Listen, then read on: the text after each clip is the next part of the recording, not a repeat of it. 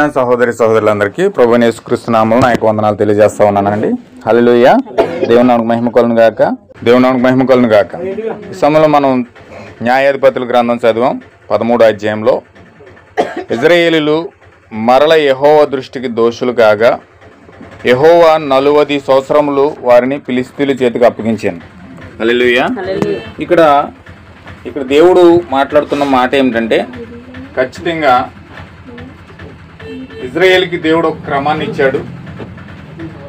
ఇజ్రాయేలును నడవలసిన రీతి ఏమిటంటే, వాళ్ళకి ప్రవక్త ద్వారా నడిపించబడతా ఉన్నారు. వాళ్ళు హల్లెలూయా. ఇజ్రాయేలీయులు ప్రవక్త ద్వారా నడిపించబడతా ఉన్నారు.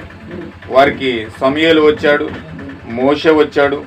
వాళ్ళు ఆ విధంగా నడిపించబడతా ఉన్నప్పుడు, ఆ యొక్క కార్యంలో ముందుకు పోతా ఉన్నప్పుడు వారు మోషే వెళ్ళిపోయాడు, సమూయేలు వెళ్ళిపోయాడు, ప్రవక్తల ద్వారా నడిపించబడతా ఉన్నారు. అయితే నడిపించబడుతున్నప్పుడు సమూయేలు స్థానానికి వచ్చేసరికి ఏం జరిగిందంటే, వాళ్ళందరూ కూడా సమూయేలు దగ్గరికి వెళ్ళి వాళ్ళు అడుగుతా ఉన్నారు, మాకు రాజు కావాలని. హల్లెలూయా. వాళ్ళు రాజు కావాలని కోరుకుంటా ఉన్నప్పుడు సమూయేలు చాలా బాధపడుతున్నాడు, ఏడుస్తున్నాడు, పశ్చాత్తాపడుతున్నాడు. వీరి పక్షాన దేవుని దగ్గర మొరపెడతా ఉన్నాడు, ప్రభువా ఏదైనా వారు పొరపాటు చేస్తుంటే క్షమించండి.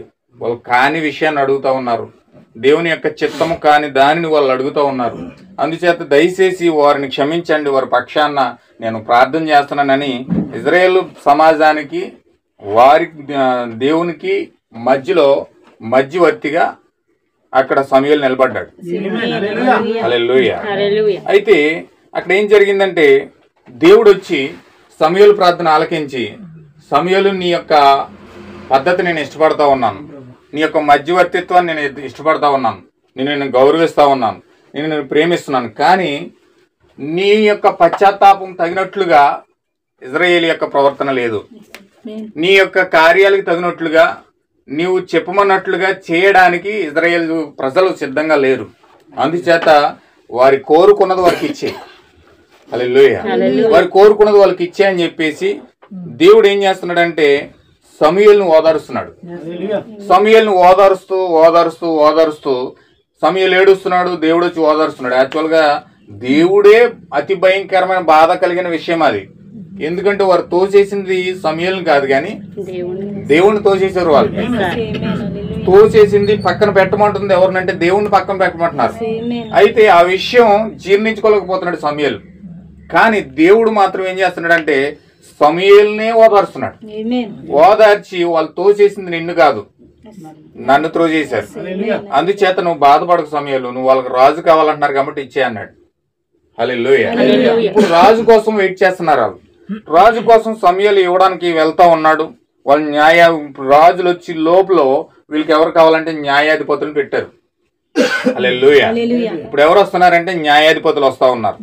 ఈ న్యాయాధిపతుల్లో బారాకు వెళ్ళిపోయాడు, గిద్యోను వెళ్ళిపోయాడు. ఇప్పుడు సంసోను వచ్చాడు వాళ్ళ మధ్యలోకి. హల్లెలూయా. ఈ సంసోను ఫిలిష్తీయుల దగ్గరికి విడిపించడానికి ఆ ప్రవక్తల క్రమం వెళ్ళిపోయిన తర్వాత ఒక భయంకరంగా వాళ్ళు పాపం చేసి ప్రవక్త ఎప్పుడైతే రంగం నుంచి వెళ్తున్నాడో సంఘం ఆటోమేటిక్ గా దారి తొలగిపోతుందని. ఎప్పుడు కూడా ఎల్లప్పుడు కూడా ప్రవక్త ఎప్పుడైతే రంగం నుంచి తప్పుకున్నాడో, తప్పుకున్న కొన్ని సంవత్సరాలకు ఆటోమేటిక్ గా సంఘం దారి తప్పిపోద్ది. అది ఇజ్రాయేల్ ప్రజల క్రమంలో నుంచి వస్తుంది. వస్తూ వస్తూ వస్తూ ఇక్కడ ఏం జరుగుతుందంటే, దేవుడు ఏం మాట్లాడుతూ ఉన్నాడంటే చూడండి ఒకసారి. న్యాయాధిపతుల గ్రంథంలో మనం చూసినట్లయితే 13వ అధ్యాయంలో చదవండి స్టార్టింగ్ నుంచి.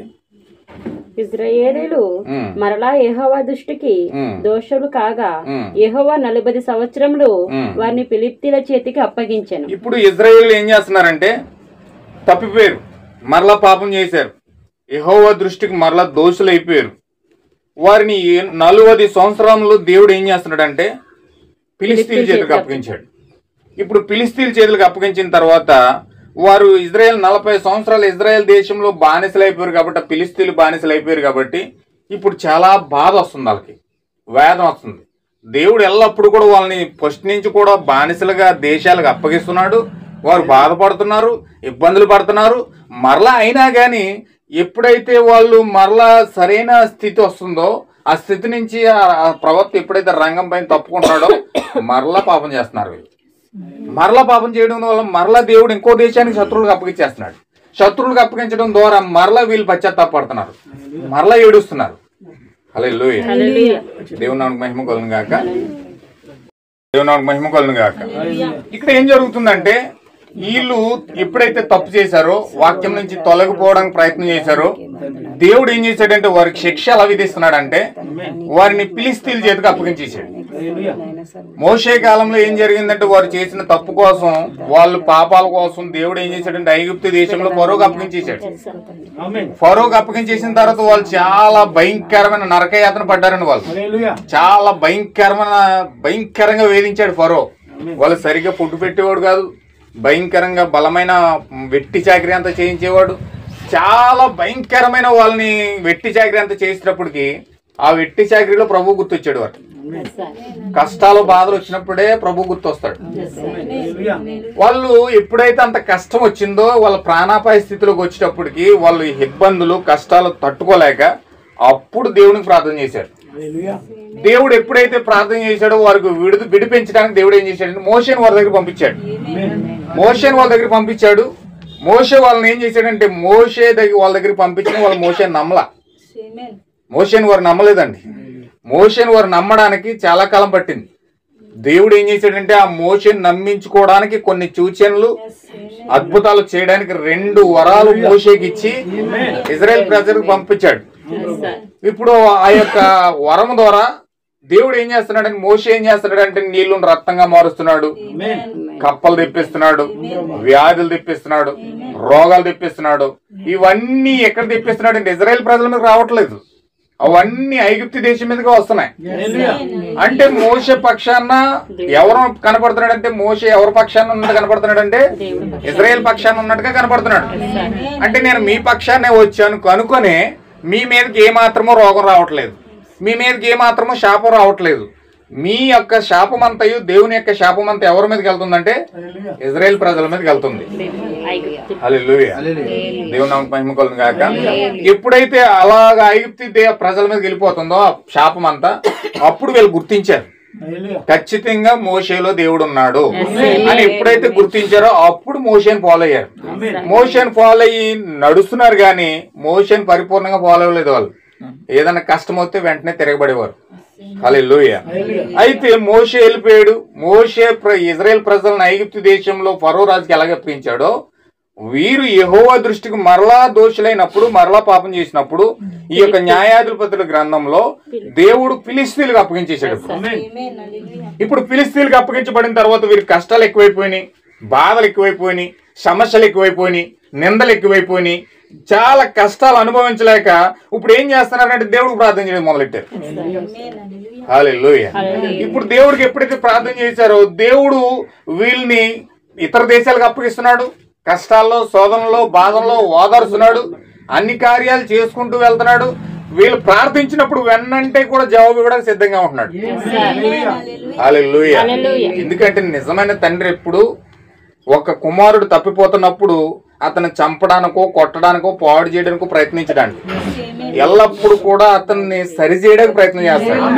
నిజమైన ప్రేమ ఎప్పుడైనా ఏం చేస్తుందంటే ఒక వ్యక్తిని సరి చేస్తుంది. ఖచ్చితంగా ఒక మార్గం తప్పుడు మార్గం గుండా వెళ్తా ఉన్నప్పుడు ఆ తప్పుడు మార్గాన్ని సరిచేసి ఒక సరైన మార్గంలో పెట్టడానికే పరిశుద్ధాత్మ ప్రయత్నం చేస్తాడు. దేవుని నామమునకు మహిమ కలుగును గాక. ఎప్పుడు కూడా ఇజ్రాయెల్ ప్రజలు అలా తప్పిపోతున్నప్పుడు ఒక చిన్న కుమారుడు వలె, ఒక నిజమైన దేవుని కుమారుని ఏ విధంగా చక్కగా దేవుడు ప్రేమించి నడిపించుకుంటూ తీసుకెళ్తాడో అలాగే ఇజ్రాయెల్ ప్రజలు నడిపించుకుంటూ తీసుకెళ్తున్నాడు. ఏదైనా పొరపాటు చేస్తే, తప్పు చేస్తే శిక్షిస్తున్నాడు. ఎలాగంటే ఆ శిక్ష అంటే ఇతర దేశాలకు అప్పగించి వారి వెట్టి చాకిరీ వలన వీళ్ళు దేవుడికి ప్రార్థన చేస్తే మరలా తండ్రి అని పిలవగానే ఆదరించడానికి దగ్గర వచ్చేస్తున్నాడు. దేవుని నామమునకు మహిమ కలుగును గాక. ఇప్పుడు దగ్గరికి అలాగా ఫిలిష్తీయులకు అప్పగించిన తర్వాత వీళ్ళు ఏమేం చేస్తున్నారంటే బాధలు తట్టుకోలేక, కష్టాలు తట్టుకోలేక వీళ్ళు ఏం చేస్తున్నారంటే తింటాకి ఫుడ్ ఉండి చోరు కాదు, చక్కగా మొత్తం అంతా పంట అంతా పండించి కష్టపడి ఇజ్రాయెల్ ప్రజలందరూ ఏం చేసేవారంటే పంట అంతా పండించేవారు. చక్కగా అన్ని చక్రంగా మొత్తం అన్ని కష్టపడి పంట అంతా చేసిన తర్వాత ఆ పంట అంతా నూర్చి ధాన్యం అంతా పోగొట్టుకునేవారు. ఇప్పుడు ధాన్యం తీసుకెళ్లి వాళ్ళు అమ్మేసి ఆ డబ్బులు తెచ్చుకుని బ్రతకాలి. హల్లెలూయా. వీళ్ళు అంతా రెడీ చేసి అక్కడ పెట్టి ధాన్యం అక్కడ పెట్టిన తర్వాత అప్పుడు వచ్చేవారు ఫిలిస్తీన్లు అప్పుడు వచ్చి పోగొట్టిన ధాన్యం అంతా పట్టిపోయారు. వీళ్ళకి ఏం జరిగిందంటే మొత్తం పోగొట్టిన ధాన్యం అంతా పట్టుకుపోయి ఇంక ఏ మాత్రము కూడా వాళ్ళకి తింటా కూడా గింజలు లేకుండా చేసేసేవారు. కష్టం అంతానేమో వీళ్ళది, అనుభవించేదంతానేమో ఫిలిస్తీన్లు. ప్రతిదీ కూడా బంగాళదుంపలు అలా చేసేవారు. మొత్తం ఉల్లిపాయలు కాని నుంచి మొత్తం వాళ్ళు పండించిన పంట అంతా కూడా ఏది తింటా ఉండేది కాదు. వీళ్ళు దొంగసాటుగా ఒకవేళ ఫిలిస్తీన్లు వస్తారేమో కొద్దో గొప్ప ఏమన్నా దాచుకుంటే అలాంటిది తీసుకుని తినేవాళ్ళు తప్ప వారికి పూర్తిగా ఆహారం ఉండేది కాదు. హల్లెలూయా. పని చూస్తేనేమో కష్టాలుగా ఉండేది. అయితే వీరు ఫిలిస్తీన్ల చేతికి ఆ విధంగా అప్పగించబడినప్పుడు దేవుడు ఏం చేశాడంటే ఆ కాలంలో దాను వంశస్థుడైన జోరియా పట్టణస్థుడైన మానోహాను ఒకడు అక్కడ ఉన్నాడు. అతని భార్య గొడ్రాలై కానుపు లేకున్నది. యెహోవా దూత ఆ స్త్రీకి ప్రత్యక్షమై ఇదిగో నీవు గొడ్రాలవు, నీకు కానుపు లేకపోయేను, అయితే నీవు గర్భవతి అయి కుమారుని కందువు, కాబట్టి నీవు జాగ్రత్తగా ఉండి ద్రాక్షరసమునే గాని మద్యమునే గాని త్రాగకుండుము, అపవిత్రమైన దేది తినకుండుము. నీవు గర్భవతి అయి కుమారుని కందువు, అతని తల మీద మంగళకత్తి వెయ్యకూడదు. ఆ బిడ్డ ఆ గర్భమున పుట్టినది మొదలుకొని దేవునికి నాజీరు చేయబడిన వాడై ఫిలిస్తీన్ల చేతి నుండి ఇజ్రాయేలును రక్షింప మొదలు పెట్టునని ఆమెతో అనగా ఆ స్త్రీ తన పెనిమిటి వద్దకు వచ్చి దైవజనుడొకడు నా వద్దకు వచ్చాను. ఏం జరుగుతుందో చూడండి.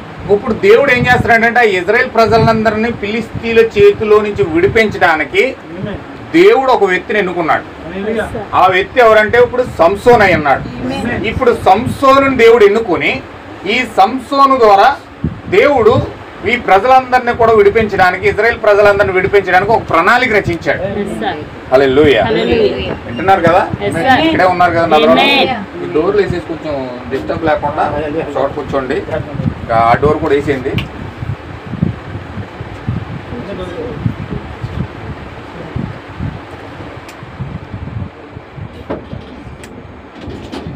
అటు ఇటు కదిలితే మళ్ళీ డిస్టర్బ్ అయిపోతాం. చక్కగా కొంచెం మీరు వాటి మీద దృష్టి పెట్టండి. హల్లెలూయా. ఇక్కడ ఇజ్రాయేలుకి విమోచకుడు ఎవరంటే ఇప్పుడు సంసోన్ అయి ఉన్నాడు. దేవుడు ఇజ్రాయేల్ ప్రజలందరినీ విడిపించడానికి ఒక ప్రణాళిక రచించాడు. ఆ ప్రణాళిక ఎవరంటే ఇప్పుడు సంసోన్. ఈ సంసోను ద్వారా ఇజ్రాయేల్ ప్రజలందరూ విడిపించబడాలి. దేవుని యొక్క ప్రణాళిక ప్రకారం ఇప్పుడు మానోహ భార్య అని కూడా దేవుడు దర్శించాడు. దేవుడు దర్శించి ఆ దర్శించిన దర్శనం ప్రకారం ఇప్పుడు సంసోన్ని ఎలా చూడమంటున్నారంటే సంసోన్ని ఒక అర్పించబడిన వ్యక్తిగా, ఒక దేవునికి నాజీరు చేయబడిన వ్యక్తిగా. నాజీరు అంటే అర్థం ఏంటంటే ప్రత్యేకించబడిన వాడు అని అర్థం. అంటే లోకమన్నిటి విషయంలో, దెయ్యములన్నిటి విషయంలో, సిద్ధాంతాలన్నిటి విషయంలో, ప్రతి యొక్క కార్యములన్నిటి విషయంలో వేరే దేవుని కొరకు ప్రత్యేకించబడిన వ్యక్తి ఎవరండి? సంసోన్ అయి అన్నాడు. ఇప్పుడు సంసోన్ ఏమై అన్నాడంటే ఒక నాజీరు చేయబడిన వ్యక్తి అన్నాడు. నాజీర్ అంటే ప్రవక్త అన్నాడు. ఇంకొక మాట, దేవుని కొరకు ఏర్పాటు చేయబడిన వ్యక్తి అన్నాడు. అంటే దేవుడి కొరకు ఒక ఏర్పాటు చేసుకున్నాడు. ఒక వ్యక్తిని ఒక ఆయుధంగా ఏర్పాటు చేసుకున్నాడు. దెయ్యం మీద వదలడానికి, రోగాల మీద వదలడానికి, శాపాల మీద వదలడానికి, భయంకరమైన లోక కార్యాలన్నిటి మీదకి ఒక ఆయుధముగా దేవుడు సంసోన్ని ఎన్నుకున్నాడు. ఇప్పుడు సంసోన్ ఒక బలమైన వ్యక్తి. అతను ఎలాంటి వ్యక్తి అంటే దేవుడు అతన్ని ఎన్నుకున్నాడంటే ఫిలిస్తీన్ల యొక్క సర్దారుల యొక్క దేశంలో నుంచి ఇజ్రాయెల్ ప్రజలందరిని విడిపించి వారి యొక్క ఆహారం అంతా కాపాడి వారి యొక్క జనాంగాన్ని అంతా కాపాడి ఒక సురక్షితమైన దేశముగా ఇజ్రాయెల్ ప్రజలను కాపాడడం కోసం దేవుడు సంసోను ఎన్నుకున్నాడు. హల్లెలూయా. ఈ సంసోను ఎంత బలవంతుడంటే నిజంగా ఆయన ఎదురుగా ఒక సింహం వస్తే సింహాన్ని 2 ముక్కలుగా చీల్చి పడేశాడు. దేవుని నామమునకు మహిమ కలుగును. అతనికి ఎదురుగా ఒక 1000 మంది వస్తే అతను ఒక పచ్చి గాడిద ఎముకను తీసుకుని 1000 మందిని కూడా తుత్తునీలుగా చంపేసిన వ్యక్తి. హల్లెలూయా. ఒక వ్యక్తిని కొట్టాలంటే మనకు చాలా కష్టమైపోతుంది. ఒక వ్యక్తి ఒక కత్తి ఇచ్చుకునో, ఒక బల్లి ఇచ్చుకునో, లేకపోతే ఒక డాల్ ఇచ్చుకునో భయంకరంగా యుద్ధం చేయడానికి మన మీదకి వస్తున్నాడంటే మన దగ్గర ఏమీ లేకపోతే ఎంత కంగారుగా ఉంటుంది. ఒక వ్యక్తిని జయించడానికే ప్రాబ్లం. అలాంటిది 1000 మంది వస్తున్నారు. 1000 మంది వస్తే అక్కడ కింద చెయ్యి పెడితే అతనికి చచ్చిపోయిన శవాల దగ్గర శ్మశాన వాకిట్లో ఉన్నాడు అతను. ఆ యొక్క వాకిట్లో ఇలా చెయ్యి పెట్టి నొక్కితే ఇలా చెయ్యి తడుముతూ ఉంటే ఒక గాడిద ఎముక తగిలిందంట. ఆ గాడిద ఎముక తీసుకుని 1000 మందిని ఒక్కొక్కరిని కొడతా ఉంటే గుంపులుగా వచ్చి పడిపోతుంటే 1000 మందిని కూడా పచ్చి గాడిద ఎముకని తీసుకుని చంపేశాడు. సింహం వస్తే 2 ముక్కలుగా చీల్చి పారేశాడు. హల్లెలూయా. అక్కడ ఒక అమ్మాయిని పెళ్లి చేసుకోవడం కోసం 1000 మనుగులు ఉక్కు స్తంభం పెట్టి అక్కడ తయారు చేసి అక్కడ పెడితే ఎవరైతే ఉక్కు స్తంభాన్ని పైకి లేపి కింద పడతారో ఆ వారికి నా యొక్క కుమార్తెనిచ్చి పెళ్లి చేస్తానని పిలిస్తే ఒక యజమానుడు అంటే ఎవరు కూడా దాని అంచు కూడా లేగలేకపోయారండి. దాన్ని పట్టుకుంటే దాని అంచు కూడా లేగలేదు. అంత బలమైన 1000 మనుగులు ఉక్కు స్తంభం అది. ఆ ఉక్కు స్తంభాన్ని ఇలా బలంగా 2 చేతుల పక్కన పైకంట లేపేటప్పటికి 4 అడుగులు కిందకు దిగిపోయింది అది. హల్లెలూయా. అంటే ఎంత బలవంతుడండి. ఇవన్నీ కార్యాలను చూస్తే సంసోన్ ఎలా ఉంటాడంటే ఒక 7 అడుగులు మనిషిలాగా. ఇవి ఉంటాయి www.comలో ఈ కిక్ బాక్సింగ్ ఆడతారు కదండి, కొట్టుకుంటారు కదా, ఏమంటారు దాన్ని, కొట్టుకుంటారు. ఇంత లావు ఉంటారు. ఒక 45 కేజీలు 35 కేజీలు కోళ్ళు తినేస్తారు వాళ్ళు రోజుకి.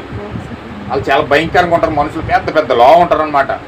అసలు యాక్చువల్గా సంసోన్ అలా ఊహించుకుంటారు చాలామందిని. ఇలా సింహాన్ని చీల్చేసాడంటే, లేకపోతే 1000 మనుగులు ఉక్కు స్తంభం లేపి కింద పడేసాడంటే. హల్లెలూయా. వింటున్నారు కదండి. పైకి లేపి పడేసాడంటే, సింహాన్ని చీల్చి పారేసాడంటే, 1000 మందిని అక్కడ కూడబెట్టి చంపేశాడంటే ఆ విధంగా ఊహించుకుంటారు సంసోన్. కానీ సంసోన్ కేవలం 4 అడుగులు ఎత్తాడు. హల్లెలూయా. ఎంత వయసు ఉన్నాడండి? 4 అడుగులు. సంసోన్ ఎంత వయసు అంటే 4 అడుగులు ఉన్నాడు. దేవుని నాకు మహిమ కలుగును. అతనంట మరుగుజ్జువాడట. మరుగుజ్జువాడు అంటే 4 అడుగులు ఉన్నాడు. పొట్టు వ్యక్తి. కానీ ఈ పొట్టి వ్యక్తి 4 అడుగులు ఉన్న వ్యక్తి 1000 మందిని ఏ విధంగా చంపాడు? 1000 మనుగుల ఎత్తున్న ఉక్కు స్తంభాన్ని లేపి ఎలా కింద పడేసాడు? అది 4 అడుగులు కింద దిగిపోయింది. మరలా లేకపోతే ఆ యొక్క ఉక్కు స్తంభాన్ని ఎలా లేపాడు? 1000 మందిని ఏ విధంగా చంపేశాడు? చాలా భయంకరమైన సింహాన్ని క్రూరముగా 2 పచ్చిలుగా చీల్చేశాడు. అంత బలాజ్యుడు ఏ విధంగా అయ్యాడంటే ఖచ్చితంగా అతని పక్షాన ఉన్నది ఏంటంటే దేవుని యొక్క శక్తి ద్వారానే ఆ కార్యాలన్నిటిని కూడా చేశాడు. పరిశుద్ధాత్మ యొక్క శక్తి. దేవుడు అతను ఎన్నుకున్నాడు కాబట్టి, దేవుడు అతన్ని పిలిచాడు కాబట్టి, దేవుడు అతన్ని ఏర్పాటు చేసుకున్నాడు కాబట్టి, దేవుడు అతనికి అంచెలంచెలుగా ఎదిగే కొలది అతన్ని అభిషేకిస్తూ, అతనికి ఆశీర్వాదాన్ని ఇస్తూ, అతన్ని పరిశుద్ధాత్మ ద్వారా అభిషేకించి పరిశుద్ధాత్మ యొక్క శక్తితో ఈ కార్యాలన్నీ చేస్తుండేవాడు. హల్లెలూయా. ఇతను ఎంత ప్రభావశీలంటే నిజంగా అంత శక్తివంతమైన మనిషి బైబిల్ గ్రంథంలో లేడు. అంత శక్తివంతమైన కెపాసిటీ దేవుడు అతనికి ఇచ్చాడండి. సంసోన్కి ఇచ్చాడు దేవుడు. అలాంటి వీరుడు, ఇజ్రాయేల్ పక్షాన పోరాడుతున్న వ్యక్తి, అలాంటి దేవుని యొక్క శక్తితో కదులుతున్న వ్యక్తి, ఇప్పుడు అతని ఒకేసారి అతను ఏమైందంటే అతను ఒక వివాహం చేసుకునే గడి వచ్చేసరికి దేవుని యొక్క నిర్ణయానికి విరుద్ధంగా ఒక నిర్ణయం తీసుకోవడం ప్రారంభించాడు. దేవుని నామమున మహిమ కలుగును. ఎంతమందికి అర్థమవుతుంది? దేవుని యొక్క చిత్తానికి బయట, దేవునికి విరుద్ధంగా ఒక నిర్ణయాన్ని తీసుకొని ఆ నిర్ణయం కోసం తల్లిదండ్రులను ఎదిరించి, ఆ నిర్ణయం కోసం దేశాన్ని విడిచి, ఆ నిర్ణయం కోసం వారి యొక్క ప్రాంతాన్ని విడిచిపెట్టి, దేవుని యొక్క నిర్ణయం కోసం వారి యొక్క కార్యాలన్నిటిని పక్కన పెట్టి ఒక దేవునికి విరోధమైన కార్యాన్ని చేయడం కోసం ఒక ఫిలిస్తీయ దేశంలోకి అడుగు పెట్టడానికి ప్రయత్నం చేస్తున్నాడు ఇతను. హల్లెలూయా. ఇతను వివాహం ఎలా చేసుకోవాలంటే బైబిల్లో మోషే ఎలాంటి చట్టం ఇచ్చాడంటే ఖచ్చితంగా విశ్వాసినే చేసుకోవాలి. ఒక అవిశ్వాసం చేసుకోవడం లేదు. ఖచ్చితంగా అవిశ్వాసిని చేసుకోకూడదు. ఒక అవిశ్వాసిని అతను చేసుకున్నాడంటే ఖచ్చితంగా ఆ కుటుంబం అంతా చాలా గందరగోళంగా ఉంటుంది, చాలా భయంకరంగా ఉంటుంది. ఈమె తీసుకున్న నిర్ణయానికి అతను ఏకీభవించడు, అతను తీసుకున్న నిర్ణయానికి ఈమె ఏకీభవించడు, చాలా భయంకరంగా ఉంటుంది. ఖచ్చితంగా అవిశ్వాసంగా ఆలోచిస్తుంది, ఇతను విశ్వాసంగా ఆలోచిస్తాడు. లేకపోతే ఆవిడ అవిశ్వాసంగా ఆలోచిస్తుంది, ఇతను అవిశ్వాసంగా ఆలోచిస్తాడు. ఖచ్చితంగా చాలా గందరగోళంగా ఉంటుంది. వాళ్ళ గందరగోళంతో పాటు ఆ గందరగోళం అంతా పిల్లలకి ఎక్కిస్తే దానికి 3 రెట్లు ఎక్కువ గందరగోళంగా పిల్లలు తయారవుతారు. దేవుని నామం మహిమగొలుగాక. అయితే ఇతను ఏం చేస్తున్నాడంటే ఇశ్రాయేలులో ఉన్న ఇశ్రాయేలు యొక్క కుమార్తెను చేసుకోవడానికి బదులుగా వెళ్ళి ఒక ఫిలిస్తీ అమ్మాయిని చేసుకోవడానికి ఇష్టపడతా ఉన్నాడు. ఒక ఫిలిస్తీ అమ్మాయిని ప్రేమించాడు. అతను ఎలా ప్రేమించాడంటే 1000 మనుగుల ఉక్కు స్తంభాన్ని లేపితే కింద పడేస్తే నా కూతురునిచ్చి పెళ్లి చేస్తానని చెప్పాడు ఆ యొక్క ఫిలిస్తీన్కి సంబంధించిన వ్యక్తి. ఆ యొక్క సగ రాజ్యం నా రాజ్యంలో సగ రాజ్యం ఇస్తానన్నాడు. నా కూతురుని పెళ్లి చేస్తానన్నాడు. ఇప్పుడు ఆ కూతురు కోసము ఆ యొక్క రాజ్యంలో ఉన్న వారసత్వం కోసము ఆ యొక్క యజమానుడు పెట్టిన ఆ యొక్క ఒప్పందం కోసము ఇతను ఏం చేశాడంటే దాన్ని దూకడం కోసం మొదలెట్టాడు. హల్లెలూయా. ఎవరో వచ్చి అక్కడ ఏదో పెడితే దేవుని శక్తిని ఆ యొక్క ప్రకృతి సంబంధమైన కార్యాలకు ఉపయోగించడానికి ప్రయత్నం చేస్తున్నాడు. ఇతను దేవుడు ఎందుకు శక్తి ఇచ్చాడండి? ఆ సింహాన్ని చీల్చే శక్తి ఎందుకు ఇచ్చాడు? లేకపోతే 1000 మందిని చంపగలిగిన సామర్థ్యం ఎందుకు ఇచ్చాడు? ఎంతమందికి అర్థమవుతుందన్నమాట? లేకపోతే భయంకరంగా ఆ క్రూరముఖం వస్తే 2 పచ్చిల కింద చీల్చే అంత శక్తి దేవుడు ఎందుకు ఇచ్చాడు? ఇశ్రాయేల్ ప్రజలను విడిపించడానికి. ఆ బలాన్ని ఇశ్రాయేల్ ప్రజలను విడిపించడానికి చెయ్యాలి. ఇశ్రాయేల్ ప్రజలను గౌరవం తీసుకురావడానికి చెయ్యాలి. ఇశ్రాయేల్ ప్రజలను సంరక్షించి వారిని ఒక రక్షకుడిగా విమోచకుడిగా దేవుడు ఉంచడానికి ఇశ్రాయేల్ ప్రజలను పంపించడానికి దేవుడు సంసోను పంపించాడు. కానీ సంసోన్ ఏమో మొత్తం ఆ కార్యాలన్నిటిని పక్కన పెట్టి విడిచిపెట్టి వేరే దేశం వెళ్ళి ఆ దేశంలో ఉన్న ఆ వ్యక్తి ఒక పన్నాగం పన్నితే ఆ పన్నాగం ఉచ్చులో పడడానికి ఇతను వెళ్తా ఉన్నాడు. హల్లెలూయా. ఎంతమంది అర్థమవుతుందన్నమాట? ఎప్పుడైతే ఇతని శక్తిని ప్రకృతి సంబంధమైన దానికి ఉపయోగించడానికి ప్రయత్నం చేశాడో అక్కడ ఆ యొక్క ఫిలిస్తీయుడు పెట్టిన ఒప్పందానికి ఇతను ఒప్పుకొని ఆ యొక్క చేసుకోలేని అమ్మాయికి విరుద్ధంగా వెళ్ళి వివాహం చేసుకుని అక్కడ బందీ అయిపోయాడు. ఎవరండి? ఒక స్త్రీ యొక్క ఉచ్చులో బందీ అయిపోయాడు. ఆ స్త్రీ ఏం చేస్తుందంటో అవమానపరుస్తుంది, వేదన పెడుతుంది, కన్నీళ్ళు పెట్టేలా చేస్తుంది, 10 మందిలో చాలా భయంకరంగా అవమానపరుస్తుంది. చాలా రకాలుగా భర్త అనే గౌరవం కూడా లేకుండా చాలా భయంకరంగా వేధించడానికి ఆ స్త్రీ పన్నాగం పంతా ఉంది. ఎందుకంటే ఆమె సంసోన్లో భాగం కాదు. ఆమె సంసోను యొక్క ఆత్మలో ఆత్మ కాదు. ఆమె సంసోన్లో శరీరంలో శరీరం కాదు. దేవుని చిత్తం కాకుండా, దేవుని ఏర్పాటు కాకుండా, దేవుని చిత్తం మీద ఇతను కనిపెట్టకుండా, దేవుని చిత్తం మీద ఇతను ఎదగకుండా ఇతను ఏదో శారీరక ఉద్రేకంతో ఆలోచించుకొని వెళ్ళి ఆ యొక్క స్త్రీ యొక్క ఉచ్చులో పడిపోయాడు. ఆ స్త్రీ యొక్క ఉచ్చులో పడడం ద్వారా ఆమె ఒక కబంధ హస్తాలతో బంధించి ఇప్పుడు 10 మందిలో అవమానపరచడానికి ఇప్పుడు ప్రయత్నం చేస్తుంది. ఆమె తెచ్చుకున్నాడా లేదండి? కష్టాన్ని, శ్రమని, బాధని తెచ్చుకుని మదిలో పెట్టుకున్నాడు. ఏడాలో తెలియట్లేదు, నవ్వాలో తెలియట్లేదు. కోపం తట్టుకోలేక 300 నక్కలు పట్టుకెళ్ళి వాళ్ళ పంటశీలన్నీ పాడు చేసేసాడు. ఆ పంటశీలన్నీ పాడు చేసేసి మొత్తం అదంతా కాల్చేసి అగ్నిగుండంలో చేసి ఆ అగ్నిలో కూడా ఇతను కూడా అగ్నిగుండంలో మాడిపోతున్నాడు. ఒక దేవుని యొక్క చిత్తాన్ని వెతకడానికి బదులుగా ఏదో ఒక సొంత నిర్ణయాన్ని అతను తీసుకున్నందుకు మొత్తం ఆ దేశాన్ని అగ్నిగుండంగా మార్చేసాడు. ఇతను అగ్ని అయిపోయాడు, దేశాన్ని కూడా అగ్నిమయం చేసేసాడు. హల్లెలూయా. చాలా భయంకరమైన విషయం అండి ఇది.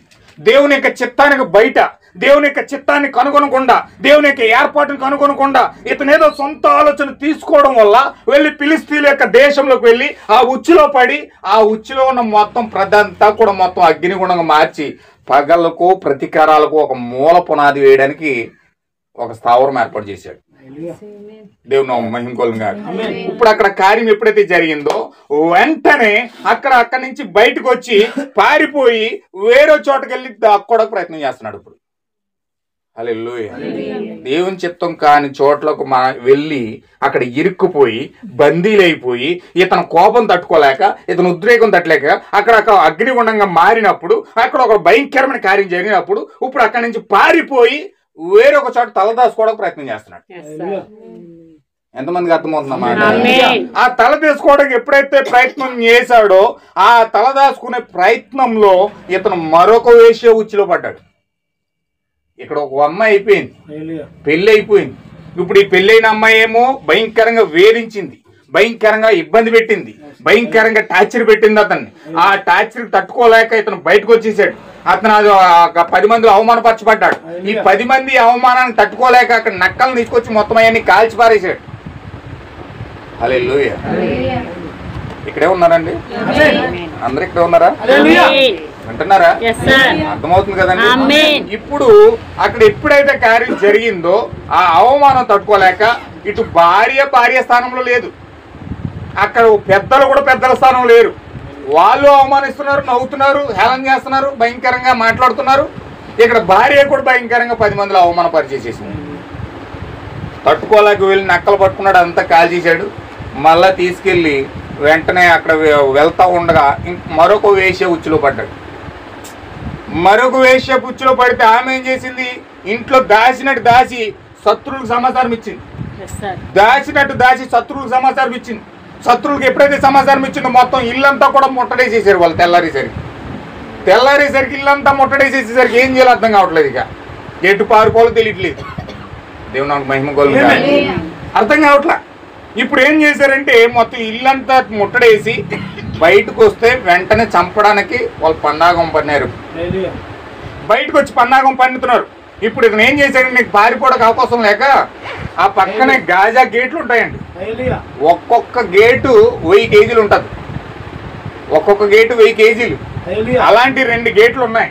ఇప్పుడు 2 గేట్లను వెళ్ళి తప్పించుకోవడానికి అవకాశం లేక ఈ 2 గేట్లు తెంచి పారేసి యువతలో భుజం ఎడం పక్కన భుజం మీద ఒక గేటు, కుడి పక్కన భుజం మీద ఒక గేటు వేసుకుని ఆ గేట్లకి కొండకి వెళ్ళిపోయాడు. తప్పించుకోవడానికి అవకాశం లేక ఆ కొండ ఎక్కించుకుంటూ వెళ్ళి ఆ గేట్లు అక్కడ పడేసి వెళ్ళి ఇంకో వాగు దగ్గర వాటర్ తాగి అలా దారంట ప్రయాణం చేయడానికి వెళ్ళిపోయాడు. హల్లెలూయా. నేను చెప్తున్న మాటలు మీకు అర్థమవుతాయి అనుకున్నాను. నేను ఖచ్చితంగా కొన్ని విషయాలు మీరు గమనించండి. వాస్తవమైన దేవుడు ఎందుకు ఈ పదాలన్నీ రాయిపించాడో మనకు ఖచ్చితంగా అర్థం అవ్వాలి. ఖచ్చితంగా దేవుడు అది ఒక ఛాయాచిత్రంగా ఎందుకు అది పెడతా ఉన్నాడో, ఎందుకు సంశయం ఉద్దేశించి మనతో మన జీవితాలతో ఎందుకు మాట్లాడుతున్నాడో కొన్ని విషయాలు మనం ఖచ్చితంగా గమనించవలసిన వారమై ఉన్నాం. దేవుని నామమునకు మహిమ కలుగును గాక. ఇప్పుడు ఎప్పుడైతే అక్కడ సంసోను ఆ విధంగా గాజా ఎట్టుకు తీసుకెళ్లి ఆ కొండ మీద పడేసి వెళ్తాం మొదలు పెట్టాడో వెళ్తుండగా అక్కడ అతనికి దెలీలా అనే ఒక స్త్రీ కనబడింది. ఆమె చాలా అందంగా ఉంది, సౌందర్యవంతురాలు, చాలా అందంగా కనపడుతుంది. ఆ యొక్క కుర్రలు వేసుకుని కొరస బట్టలు వేసుకుని ఒక సినిమా హీరోయిన్ కంటే ఎక్కువ మోర్ దెన్ ఆమె కనబడుతూ ఆమె ఏం చేస్తుందంటే సంస్థని ఆకర్షించడానికి ప్రయత్నం చేసింది. హల్లెలూయా. ఎంతమంది స్త్రీలు అయ్యారండి ఇప్పుడు? ఎంతమంది అయ్యారు ఇప్పుడు? ఒక పక్కేమో పెళ్లి చేసుకున్న స్త్రీ అవమానించి బయటికి వెళ్ళేసింది. తర్వాత ఒక స్త్రీ వచ్చింది. ఆ స్త్రీ ఏమో ఆ యొక్క దాచి ఇతను అప్పగించడానికి ప్రయత్నం చేసింది. ఇప్పుడు ఈ స్త్రీని తప్పించుకుని మరల మార్గంలోకి వెళ్ళిపోతూ ఉండగా ఇంకో స్త్రీ వచ్చింది. ఆమె పేరే దెలీలా. ఇప్పుడు దెలీలా ఏం చేసిందంటే ఆ యొక్క ఉచ్చులో పడి, ఇప్పుడు ఆ యొక్క దెలీలా ఉచ్చులో పడి అక్కడికి వెళ్ళి విశ్రాంతి పొందుదాం, ఇంకెక్కడికి వెళ్ళినా మనం నిలువరమైన పట్టణం లేదు, ఇంకెక్కడికి వెళ్ళినా మనం చచ్చిపోతాం, ఎక్కడికి వెళ్ళినా చంపేసే శత్రువులు ఎక్కువైపోయారు మనకి, ఇక్కడైనా తలదాచుకుని జాగ్రత్తగా ఒక 4 పాటు మనం బ్రతికేద్దామని చెప్పి మనోడు ఎక్కడికి వెళ్ళాడంటే దెలీలా యొక్క ఇంట్లోకి వెళ్ళి అక్కడే సేద తీరుతున్నాడు. ఆమె భోజనం పెడుతుంది, ఆమె అన్ని కార్యాలు చేసుకుంటుంది, ఆమె అన్ని కూడా ఒళ్ళో పెట్టుకుని చక్కగా ముందేస్తుంది అతనికి. హల్లెలూయా. దేవుని నామమునకు మహిమ కలుగును గాక. దేవుడు ఏం చెప్పాడండి? అసలు దేవుడు ఏం చెప్పాడండి? మానవ భార్యతో దేవుడు ఏం చెప్పాడు? మద్యము తాగకూడదని చెప్పాడు. అసలు ఎంత మాత్రం కూడా మేము మద్యం ముట్టుకోకూడదని చెప్పాడు. కానీ దెలీలా ఒళ్ళో పెట్టుకుని చక్కగా మద్యం పోతుంది. ఆ స్త్రీ అంత అందంగా ఉండి చక్కగా ఒళ్ళో కూర్చొని పెట్టుకున్న మద్యం వేసినప్పుడు ఇంకేం కనిపించట్లేదు ఈ సంసోన్ గారికి. ఈయనేమో దేవుని చిత్త ప్రకారంగా ఒక ప్రజలను విడిపించడానికి, ఇజ్రాయెల్ దేశానికి ఒక రక్షకుడిగా వచ్చిన వ్యక్తి, ఇజ్రాయెల్ దేశానికి ఒక విమోచకుడిగా వచ్చిన వ్యక్తి, ఇజ్రాయెల్ దేశానికి వాళ్ళందరినీ కూడా చక్కగా విమోచించి ఆ దేశానికి భద్రతగా రక్షకుడిగా ఉండవలసిన వ్యక్తి దెలీలా యొక్క ఒడిలో ఊగుతూ మద్యం తాగుతున్నాడు. ఎంత భయంకరమైన పరిస్థితి చూడండి. దేవుడు పంపించిన వ్యక్తి దేవుడి యొక్క చిత్తాన్ని చేయడానికి బదులుగా ఈ వ్యక్తి వెళ్ళి పెళ్లిలో ఒడిలో ఉయ్యాలు ఊగుతున్నాడు, చక్కగా మందేస్తుంటే తాగుతున్నాడు. హల్లెలూయా. ఎంత భయంకరంగా అయిపోయింది చూడండి. దేవుడి యొక్క ప్రణాళిక ప్రకారం, దేవుని చిత్త ప్రకారం పంపించిన వ్యక్తి దేవుని చిత్త ప్రకారం నడవడానికి బదులుగా ఇతను వెళ్ళి ఒక స్త్రీ యొక్క ఒడిలో ఉయ్యాలు ఊగుతున్నాడు. చూసారు ఎంత భయంకరంగా అయిపోయిందో. ఖచ్చితంగా ఈ కార్యాలన్నీ తీసుకుని ఈ కాలం యొక్క ప్రవక్త విలియం బ్రనహం చెప్తా ఉన్నాడు. దేవుని నామముకు మహిమ కలుగును గాక. ఈ కార్యాలన్నీ తీసుకుని దేవుని యొక్క ప్రవక్త ఈ కాలంలో మెసేజ్ బోధిస్తున్నాడు. ఎలాంటి మెసేజ్ బోధించాడంటే, ప్రభువా మరొక్కసారి నన్ను జ్ఞాపకం చేసుకో అనే మెసేజ్ ఈ కాలం యొక్క ప్రవక్త బోధిస్తున్నాడు. బోధిస్తాను ఏం చెప్తున్నాడంటే, ఖచ్చితంగా సంసోన్ ఏమై ఉన్నాడంటే, ఆనాటి పెంతెకోస్తు దినాన 2000 సంవత్సరాల క్రితం మొట్టమొదటిగా ఏర్పాటు చేయబడిన అపోస్తలిక్ ఫెయిత్ ద్వారా పరిశుద్ధాత్మ బాప్టిజాన్ని పొందుకొని 120 మంది మేడగదిలో ప్రార్థిస్తున్నప్పుడు అగ్ని జ్వాలలతో పరిశుద్ధాత్మ దిగొచ్చింది. ఎప్పుడైతే పరిశుద్ధాత్మ అగ్ని జ్వాలలతో దిగొచ్చిందో వాళ్ళందరూ కూడా కూడి ఉన్న చోట కంపించి పరిశుద్ధాత్మ పొందుకున్నారు. హల్లెలూయా. వారు కూడి ఉన్నంత చోటంతా కూడా కంపించింది. అగ్ని 4 విభాగించబడినట్లుగా పరిశుద్ధాత్మ విభాగించబడి ఒక్కొక్కని మీద వ్రాలగా అక్కడ ఉన్న అందరూ కూడా పరిశుద్ధాత్మతో నింపబడ్డారు. దేవుని నామముకు మహిమ కలుగును గాక. వారు పరిశుద్ధాత్మతో నింపబడినప్పుడు ఒక అననీయ సప్పిర వారి సన్నిధిలో నిలబడినప్పుడు, వారు అబద్ధమాడినప్పుడు వారి అప్పుడే నడుమిరిగి చనిపోయారు. ఒక అబద్ధం వారి ముందు నిలబడలేదు. వాళ్ళు నడిచి వెళ్తుంటే వాళ్ళు నీడ పడి రోగులు బాగుపడ్డారు. వారు మంచాల మీద రోగులను తీసుకొచ్చి పక్కన పడుకోబెడితే వారి నీడ మంచం మీద పడితే వారు లేచి వెళ్ళిపోయేవారు. హల్లెలూయా. వారు ఎక్కడికి వెళ్ళిన క్రీస్తులు కాదని సాక్ష్యాన్ని పొందుకున్నారు. వారు గుడ్డు వారికి కళ్ళు ఇచ్చారు, కుంటు వారికి కాళ్ళు ఇచ్చారు, మోకు వారికి మాట ఇచ్చారు, చెవిటి వారికి వినికిడిచ్చారు. ఖచ్చితంగా క్రీస్తు వలె క్రీస్తు యొక్క సాక్ష్యాన్ని వారు బలంగా పునాదేశారు. ఆ పేతురు గాని, యోహాను గాని, ఆంద్రేయ గాని, మత్తయి గాని వారి శక్తిని వారు ఉపయోగించలేదు, కానీ వారు కేవలం పరిశుద్ధాత్మ యొక్క శక్తిని విడుదల చేశారు. అందుకే పౌలు గారు అన్నాడు, నేను మనుష్యుని యొక్క వాచాతుర్యంతో నేను రాలేదు, కానీ దేవుని యొక్క శక్తితో నేను మేము ఎదురుకు వచ్చాను. హల్లెలూయా. దేవుని యొక్క శక్తితోనూ పరిశుద్ధాత్మ యొక్క శక్తితోనూ నేను మీ ఎద్దకు వచ్చాను. మనుషుల మాట వలన నేను వాచాతుర్యం పొందుకొని మీ ఎద్దకు రాలేదు, కానీ నేను ఆ విధంగా రావడానికి భయపడుతూ ఉన్నాను. నేను ఆ విధంగా రావడానికి ఇష్టపడట్లేదు, కానీ కేవలం దేవుని యొక్క శక్తితో మాత్రమే మీ మధ్యలోకి వచ్చాను. దేవుని నామముకు మహిమ కలుగును గాక. ఇప్పుడు ఆ శక్తి ముందు పాతాళ లోకమంతా కూడా గడగడా వణికిపోయింది. సంసోన్ ఏ విధంగా సింహాన్ని చీల్చివేశాడో వారు కూడా రోగాలు కూడా అలా చీల్చివేశారు. సంసోన్ ఏ విధంగా 1000 మంది వచ్చి మీద పడుతున్నా సరే ఒక గాడి ఎముక తీసుకుని ఎలాగైతే తుత్తునీలుగా చేశాడో అలాగే ఎన్ని రోగాలు వచ్చి వాళ్ళ ముందు మీద పడుతున్నా సరే, ఎన్ని శాపాలు వచ్చి వాళ్ళ మీద పడుతున్నా సరే, ఎన్ని కష్టాలు వచ్చి వారి మీద పడుతున్నా సరే, ఎన్ని బాధలు వచ్చి వారి మీద పడుతున్నా సరే, ఎన్ని అప్పులు వచ్చి వారి మీద పడుతున్నా సరే, వాళ్ళంతటిని కూడా తూచే తప్పకుండా ఆ పరిశుద్ధాత్మ శక్తితో వాటన్నిటిని ఎదిరించి పూర్తి విచ్ఛిన్నం చేశారు. దేవుని ముందు దేవుని యొక్క శక్తితో వారు నిలబడినప్పుడు ఎటువంటి కష్టం కూడా వారికి కష్టం అనిపించలేదు, ఎటువంటి బాధ కూడా వారికి బాధ అనిపించలేదు, ఎటువంటి వేదన కూడా వారికి వేదన అనిపించలేదు, ఎటువంటి సమస్య అయినా కూడా వారికి ఏ మాత్రం కూడా బాధ అనిపించలేదు. గోడలో చిన్న నలకలా కనిపించినవన్నీ కూడా హల్లెలూయా. అవన్నిటిని కూడా తుత్తునీలుగా తీసి పారేసి దూరంగా దేవుని యొక్క శక్తి కోసం నిలబడ్డారు వాళ్ళు. దేవుని యొక్క ఆనందం కోసం నిలబడ్డారు వాళ్ళు. దేవుని యొక్క వాక్యం కోసం నిలబడ్డారు వాళ్ళు. దేవుని యొక్క శక్తిని ప్రదర్శించి పరిపూర్ణంగా దేవుని వాక్యంతో కదులుతూ దేవుని చిత్తాన్ని పరిపూర్ణంగా నెరవేర్చారు వాళ్ళు. హల్లెలూయా. వారంతా శక్తితో కదులుతూ ఉన్నప్పుడు దేవుని యొక్క ఏర్పాటును, దేవుని యొక్క చిత్తమును వారి పరిపూర్ణంగా వారి జీవితాలు జరుగుతున్నప్పుడు, క్రీస్తుని పరిపూర్ణంగా వారి మధ్యలో ప్రత్యక్షపరుస్తూ ఉన్నప్పుడు వెంటనే 3వ శతాబ్దం వచ్చేసరికి దేవుడు ఎందుకొరకు వీరిని పంపించాడో ఆ యొక్క చిత్తమునంతయు సంఘము మరిచిపోయి ఈ అపోస్తుల యొక్క బోధ ప్రకటించేయమన్న వారు ఆ అపోస్తుల బోధన పక్కన పెట్టి, దేవుని యొక్క వాక్యాన్ని పక్కన పెట్టి, దేవుని యొక్క చిత్తాన్ని పక్కన పెట్టి వీరు ఆ యొక్క నైసియా కౌన్సిల్ అనే సభలో 325వ శతాబ్దంలో ఎప్పుడైతే యొక్క పెద్దలందరూ ఏర్పడ్డారో లోకముతోనూ క్రైస్తవం మిళితమైపోయి అక్కడ వివాహం చేసుకుని పోయారు. దేవుని నామమునకు మహిమ కలుగును గాక. ఎప్పుడైతే పరిశుద్ధాత్మ రంగం పైకి నుంచి పక్కకి వెళ్ళిపోయిందో వెంటనే వీళ్ళు ఏం చేశారంటే, పౌలు ఎప్పుడైతే రంగం నుంచి తొలగిపోయాడో, పరిశుద్ధాత్మ ఎవరండి? అపోస్తలుడైన పౌలు అయి ఉన్నాడు, దేవుని యొక్క ప్రవక్త అయి ఉన్నాడు. దేవుని యొక్క మొట్టమొదటి దేవుడి యొక్క పూర్తి చిత్తమంతా బయలుపరిచి పౌలు గారిని పంపిస్తే ఆయన బైబిల్ గ్రంథంలో 14 గ్రంథాలు రాశాడు. ఏం రాశాడండి? 14 పత్రికలు రాశాడు. బైబిల్ కొత్త నిబంధన అంతా రాసింది పౌలే. ఏమని చెప్తున్నాడు తెలుసండి? నేను రాస్తున్న ఆజ్ఞలు నావి కాదు, ఈ యొక్క ప్రభు యొక్క ఆజ్ఞలని చదివి ప్రతి ఒక్కరు కూడా గుర్తించుకోవాలి. జీవించేది నేను కాదు, నా యందు క్రీస్తు జీవిస్తున్నాడు. నేను క్రీస్తుని పోలి నడుచుకున్నాను కనుక మీరు నన్ను పోలి నడుచుకోండి. మేము ప్రకటించిన సువార్త కాక వేరొక సువార్త ఎవడో ప్రకటించినా సరే అతను శాపగ్రస్తుడు అయిపోతాడు అని చెప్పి. అంటే ఎలాంటి ఖండితమైన ఆజ్ఞలు అతను జారీ చేశాడు సంఘానికి? అతను మొట్టమొదటి సంఘానికి ఒక ప్రవక్త అయి ఉన్నాడు, మొట్టమొదటి సంఘానికి ఒక నాయకుడై ఉన్నాడు, మొట్టమొదటి సంఘానికి ఒక పరిశుద్ధాత్మ అయి ఉన్నాడు.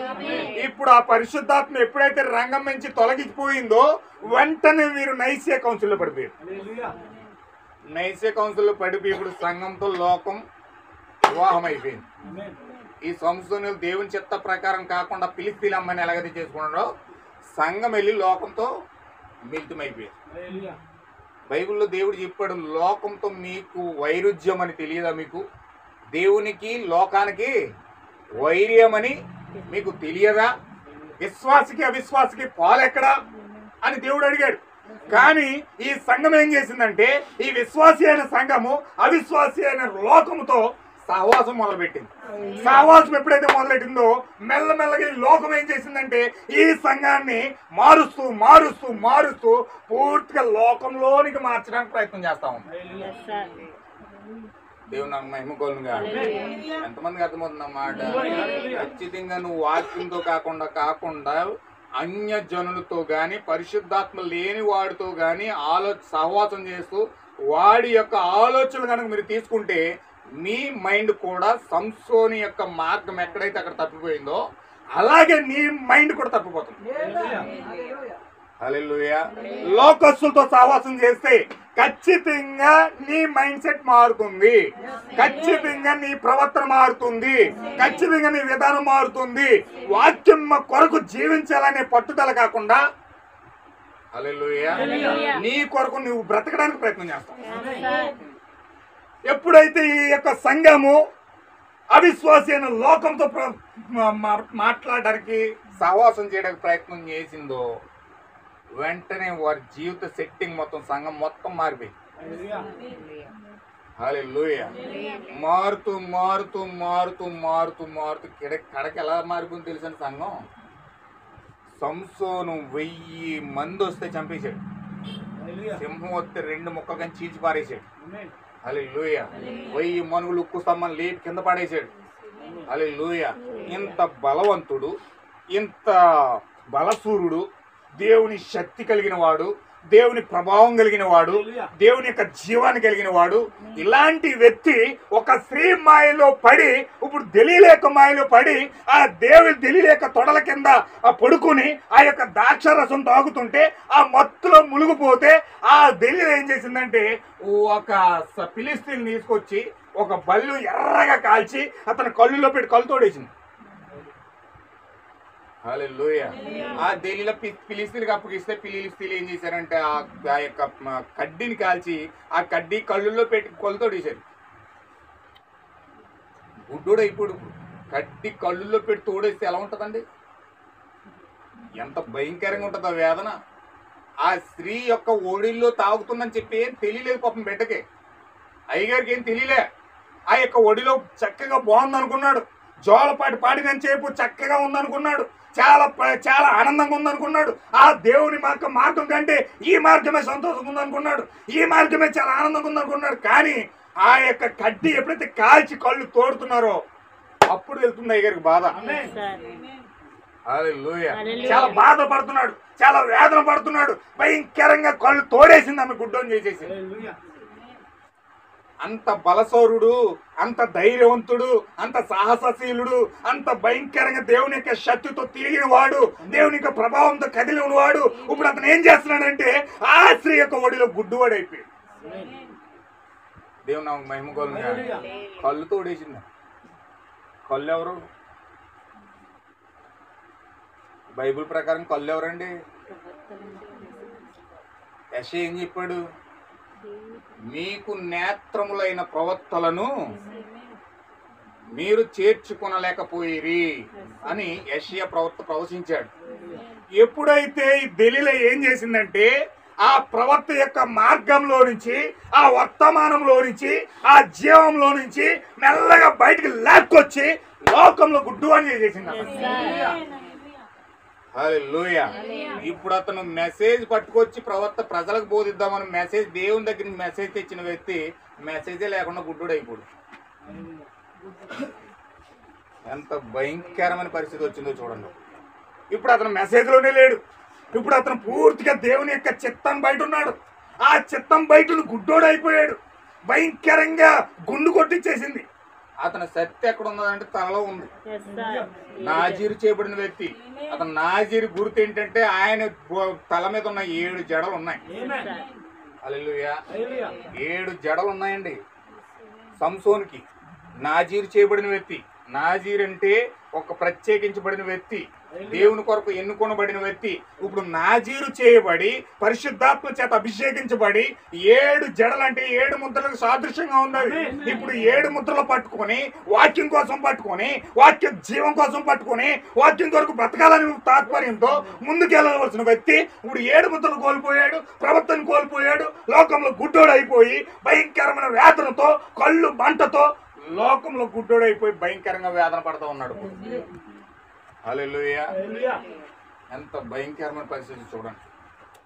నా ప్రియమైన దేవుని బిడ్డలారా, నిజంగా లోకంతో సహవాసం చేయడానికి ఎప్పుడైతే ప్రార్థన మొదలు పెట్టావో నీ యొక్క మొదటి స్థితి చాలా ఆనందంగా ఉండొచ్చు, కానీ నీ కడపటి స్థితి ఎలాగుంటుందో ఒకసారి చూడండి. చాలా భయంకరంగా మొదటి స్థితి చాలా ఆనందంగా ఉండొచ్చు. నిర్ణయం తీసుకున్నప్పుడు చాలా సంతోషంగా ఉండొచ్చు. నిర్ణయం తీసుకున్నప్పుడు చాలా ఆనందంగా ఉండొచ్చు. ఆ యొక్క కార్యాలు అనుభవించిన చేపు కూడా చాలా సంతోషంగా ఉండొచ్చు. కానీ నీ కడపటి స్థితి ఏమవుతుందంటే భయంకరంగా విచ్ఛిన్నమైపోయి ఒక గుడ్డివాడిగా, ఒక భయంకరమైన దిగంబరిగా, ఒక భయంకరమైన దౌర్భాగ్యుడిగా దిగంబరిగత్వంతో దేవుని ముందు కనీసం నిలబడలేనంత స్థితి కూడా కోల్పోయే స్థితి వస్తావు. దేవుని నామమున మహిమ కలుగుగాక. నా ప్రియమైన దేవుని బిడ్డలారా, ఒకసారి మీరు ఆలోచిస్తే కొన్ని పరిస్థితులు మీకు అర్థమవుతాయి. ఖచ్చితంగా దేవుని యొక్క చిత్తాన్ని పక్కన పెట్టి, దేవుని యొక్క ఏర్పాటును పక్కన పెట్టి ఈ సంసోను తన సొంత చిత్తంతో వెళ్ళిపోవడం కారణం చేత అతను ఒక భయంకరమైన గుడ్డువాడైపోయి భయంకరంగా వేశ్య చేతిలో నుండి ఒక భయంకరంగా ఒక చిన్న పిల్లోడు 3వ తరగతి 4వ తరగతి చదివే పిల్లోడు గొలుసులు వేసి కట్టెత్తే ఆ గొలుసు ఎట్టుకుని తీసుకెళ్తున్నాడు. చిన్న పిల్లోడు తీసుకెళ్తున్నాడు అని గొలుసులు కట్టుకుంటే దాగోను ఎక్కడ తీసుకెళ్తున్నారు తెలిసింది అతన్ని? దాగోను గుడిలో ఆ యొక్క దేవతకు బలి కూడా తీసుకెళ్తున్నాడు. హల్లెలూయా.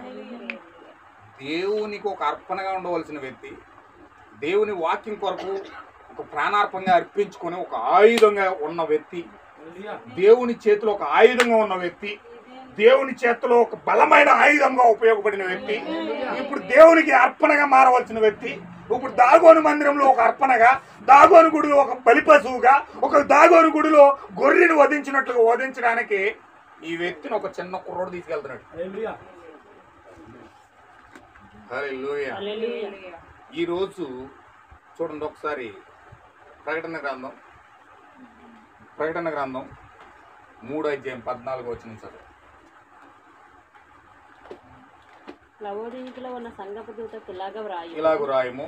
ఆమె ననువాడు నమ్మకమైన సత్యసాక్షియు, దేవుని సృష్టికి ఆది అయిన వాడు చెప్పు సంగతులు ఏమనగా, నీ క్రియలను నేను ఎరుగుదును. నువ్వు చల్లగానైనాను వెచ్చగానైనా లేవు. నువ్వు చల్లగానైనా వెచ్చగానైనా ఉండినా మేలు. నువ్వు వెచ్చగానైనా చల్లగానైనా ఉండక నులివెచ్చగా ఉన్నావు గనుక నేను నిన్ను నా నోటి నుండి ఉమ్ము నెయ్య ఉద్దేశించుచున్నాను. ఎందుకు ఉమ్మేస్తున్నాడు ఆయన? దేవుడు ఎందుకు ఉమ్మేస్తున్నాడంటే ఉమ్ము వేయడానికి గల కారణం ఏంటంటే ఈ రోజు వాళ్ళ పరిస్థితి ఎలా ఉందంటే చదవండి నీవు దౌర్భాగ్యుడవు. ఇప్పుడు అతను ఏ విధంగా ఉన్నాడంటే ఎపేసి కాలంలో వస్త్రాలు ఇచ్చాడు దేవుడు, ఎపేసి కాలంలో దేవుడు నీతి క్రియలు ఇచ్చాడు దేవుడు, ఎపేసి సంఘ కాలంలో పరిశుద్ధాత్మ వస్త్రం ఇచ్చాడు, ఎపేసి కాలంలో దేవుడు పౌలు గారి ద్వారా కళ్ళు తెరిచాడు. వాళ్ళు మంచి స్పష్టమైన ధ్వనితో చూస్తూ ఉన్నారు, ప్రవక్తలు ఉన్నారు, అపోస్తులు ఉన్నారు, స్వార్థికులు ఉన్నారు. అన్ని విధాల సంఘం ఆశీర్వదించబడింది. అపోస్తులు అత్యధికంగా దేవుడిని క్రీస్తుని ప్రత్యక్షంగా చూపించిన వ్యక్తులు వాళ్ళు, అద్భుతంగా నడిచిన సంఘం. కానీ ఇప్పుడు ఆ సంఘం ఎలా మారిపోయిందంటే మొదటి సంఘ కాలంలో ఏర్పరచబడిన సంఘం 7వ సంఘకాలం లవోదిక సంఘకాలం వచ్చేసరికి ఈ సంఘం ఎలా మారిపోయింది చూడండి. నీవు దౌర్భాగ్యుడవు, దిక్కుమాలిన వాడు, దరిద్రుడు, గుడ్డివాడవు, దిగంబరుడు అయి ఉన్నావని ఎరుగక సంఘం ఎలా మారిపోయిందంటే ఇదిగోండి ఇలా మారిపోయింది.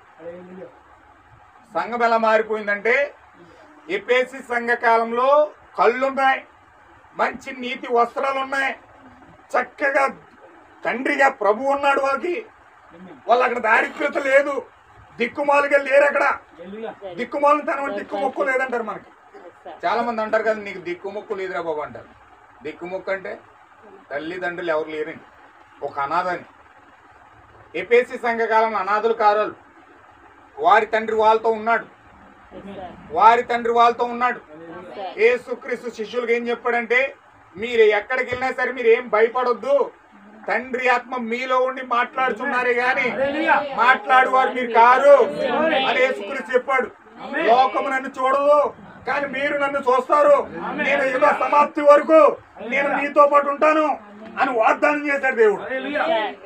హల్లెలూయా. ఆ వాగ్దాన ప్రకారం ఆయన నిన్న నేడు నిరంతరం ఏకరీతికున్న దేవుడై విడువని ఎడబాయిని దేవుడు అని చెప్పి ఆయన వాగ్దానం చేశాడు. కాబట్టి ఎపేసి సంఘ కాలంలో చక్కని వస్త్రాలు ఇచ్చాడు వాళ్ళకి, వాళ్ళు దిగంబరులుగా లేరు. చక్కగా నీతి క్రియలు ఇచ్చాడు, వాళ్ళకి వస్త్రాలు ఇచ్చాడు. గుడ్డితనం లేదు వాళ్ళకి, చక్కగా మనోనేత్రాలు వెలిగించబడ్డాయి. హల్లెలూయా. భయంకరం గర్విష్టిగా పౌలు గారు వెళ్ళిపోతుంటేనంట అగ్ని స్తంభం వచ్చి నెత్తి మీద కొట్టిందంట ఒకటి. అప్పుడు దాకా ఆయన కళ్ళులో ఉందంట పొగరు, తలలో నుండి కళ్ళులోకి వస్తుందంట. కళ్ళు మూయబడిపోయి అంట, మనోనేత్రాలన్నీ కప్పబడిపోయి అంట. హల్లెలూయా. ఎప్పుడైతే అగ్ని స్తంభం వచ్చి నెత్తి మీద కొట్టిందో ఆ పొగరు కళ్ళలోకి వచ్చి మనోనేత్రాలు ఎలా తెరుచుకున్నాయంట. ఎప్పుడైతే మనోనేత్రాలు వెలిగించాయి, అయ్యి పోబోయ్ నేను హింసించేది ఎవరినో కాదు, నేను ఇబ్బంది పెట్టేది ఎవరినో కాదు, సాక్షాత్తు సిలువేసిన యేసుక్రీస్తునే నేను బాధ పెడతా ఉన్నాను. ఆ యెహోవాయే యేసుక్రీస్తుగా భూమి మీదకి వచ్చాడు. ఆయన నేను బాధ పెడుతున్నాను, నేను ఆ బిడ్డల్ని నేను శ్రమ పెడుతున్నాను నేను అని చెప్పి అరేబియా సముద్రానికి వెళ్ళిపోయి 3.5 సంవత్సరాలు అక్కడ బస చేసి పాత నిబంధన కొత్త నిబంధన మొత్తం వెరిఫై చేయడం మొదలెట్టాడు. మొత్తం అంతా వెరిఫై చేస్తే అప్పుడు అర్థమైంది యెహోవా యేసుక్రీస్తు అని. దేవుడే యేసుక్రీస్తుగా భూమి మీదకి వచ్చాడని. పైన దేవుడు కిందకో దేవుడు వచ్చాడని కాదు ఆయనకు అర్థమవుతా. హల్లెలూయా. పైన దేవుడు కిందకు వచ్చాడు, ఈయన రెండో దేవుడు, ఇంకొకడు ఉన్నాడు పరిశుద్ధాత్మ, ఆయన 3వ దేవుడు. ఆ రెవల్యూషన్ పౌలు గారికి రాలేదు. హల్లెలూయా. రెవల్యూషన్ ఎలా వచ్చిందంటే ఆకాశం అందున్న వాక్యమే, ఆది ఎందున్న వాక్యమే శరీరధారి అయి మన మధ్యలోకి వచ్చిందని అర్థమైంది. దేవుడు శరీరంలోకి వచ్చాడని అర్థమైంది. మనోనేత్రాలు వెలిగించబడ్డాయి, శక్తి వారిలో పొందుకున్నారు, పరిశుద్ధాత్మ బాప్తిజం పొందుకున్నారు, దేవుని యొక్క శక్తిని పొందుకున్నారు, దేవుని యొక్క జీవాన్ని పొందుకున్నారు. క్రీస్తును పూర్తిగా వారు ప్రత్యక్షపరిచి వారు సువార్త ప్రకటిస్తున్నారు. దేవుని నాకు మహిమ కలుగును. ఎంతమందికి అర్థమవుతుందండి? వాళ్ళు ఆ విధంగా సువార్త ప్రకటిస్తున్నప్పుడు సువార్త వెళ్తా ఉంది. అయితే ఎప్పుడైతే అపోస్తుడు పౌలు గారిని సమాజ మందిరంలో పెట్టి తలకాయ నరికేశారు, ఇప్పుడు అక్కడ కన్ను వెళ్ళిపోయింది. ఏమి వెళ్ళిపోయిందండి? ప్రవర్త వెళ్ళిపోయాడు. రంగం పైన ఎప్పుడు వెళ్ళిపోయాడు? అప్పుడు వాళ్ళకి వాక్యం వచ్చేది లేదు. ప్రవర్త రంగం నుంచి వెళ్ళిపోతున్నాడు అంటే దేవుడు రంగం పై నుంచి పక్కగా తగ్గిపోయాడు. ఇది అక్కడ మనుషులు లేరా, పేతులు లేరా, చాలా మంది విశ్వాసులు లేరా అంటే మీరు అడగొచ్చు నన్ను. కానీ వాళ్ళందరూ కూడా ప్రవర్త యొక్క మార్గాన్ని తీసుకోలేదు. He special person. ఎవరంటే ప్రవక్త అయి ఉన్నాడు. దేవుని యొక్క ప్రవక్త భూమి మీదకి వస్తున్నాడంటే దేవుని యొక్క శరీరాన్ని మోసుకొస్తున్నాడు. దేవుని ఆ శరీరం నుండి ప్రజలతో మాట్లాడతాడు. కేవలం దేవుడు ప్రవక్తలో ఉండి మాత్రమే మాట్లాడతాడు. ఇప్పుడు ప్రవక్త వచ్చాడు అంటే దేవుడు వస్తాడు, ప్రవక్త వెళ్ళిపోయాడంటే దేవుడు వెళ్ళిపోయాడు. ప్రవక్త ఉందని చెప్పి దేవుడు రంగం మీద ఉన్నాడు. హల్లెలూయా. ఇప్పుడు పౌలు గారు రంగం మీద వెళ్ళిపోయిన తర్వాత సంఘం మెల్లగా వాక్యం లేదు కాబట్టి వాళ్ళకి బోధించే వాక్యం లేదు, హల్లెలూయా, వినడానికి వాక్యం లేదు, వాళ్ళకి మాట్లాడడానికి వాక్యం లేదు, వాళ్ళ జీవితాల్లో శక్తి లేదు, అన్నీ కూడా కోల్పోయి. మీరు చూడండి, ఒక 10 రోజులు 20 రోజులు వాక్యం చదవడం ప్రార్థించడం మానేయండి. మీరు 10 రోజులు 20 రోజులు వాక్యం చదవడం ప్రార్థించడం మానేస్తే మీ పరిస్థితి ఎలా ఉంటుందంటే, పాపం చేయడానికి ఎవరైనా వచ్చి ఏదన్నా ఆలోచన చెప్పాడంటే వెంటనే స్వీకరించేస్తారు దాన్ని. హల్లెలూయా. ఎలాగంటే ఓ 10 రోజులు అన్నం తినకుండా ఉంటే సడన్గా ఎవడన్నా వచ్చి అన్నం పెట్టాడంటే ఎలా ఉంటుందండి? చాలా ఆకలితో దాన్ని రిసీవ్ చేసుకుంటాం, ఎందుకంటే కడుపు మాడిపోతుంది కాబట్టి. చాలా ఆకలితో ఉన్నావు కాబట్టి వెంటనే దాన్ని తీసుకుంటావు. అది చెడు పదార్థమా, పాడైపోయిన పదార్థమా, లేకపోతే అది తినడానికి వాసన వస్తుందా, అది ఏం చూడవు. నీకు ఆకలి తీరాలంతే. ఆ టైంలో ఎంత చెడ్డ పదార్థం పెట్టినా సరే తీర్చుకోవడానికి జనాలు ఇష్టపడతారు. అలాగే నువ్వు ఆకలితో ఉంటే ఖచ్చితంగా దేవుడు అనేవాడి యొక్క సంతృప్తి అయిన ఆహారం నీకు లేదు కనుక, నువ్వు ఎండిపోయావు కనుక ఎవరైనా వచ్చి ఏదో చెడ్డ పదార్థం అందులో పెడితే వెంటనే తీసుకోవడానికి సిద్ధపడతాను. హల్లెలూయా. ఇప్పుడు వీళ్ళు ఏం చేశారంటే, ప్రవక్త వెళ్ళిపోయాడు, రంగంపై వెళ్ళిపోయాడు, వాక్యం లేదు, వీళ్ళకి సరిగ్గా సరైన సహవాసం లేదు. వీళ్ళు ఏం చేస్తున్నారంటే మెల్లగా ఏం చేశారంటే పాపంలో పడిపోవడం మొదలు పెట్టారు. దేవుడు నాకు మహిమ కలుగును గాక. ఏమన్నా అర్థమవుతుందా? నేను ముగిస్తాను. నాకు నేను ఇంకా మొదలెట్టి 6 గంటలు కూడా కాలేదు.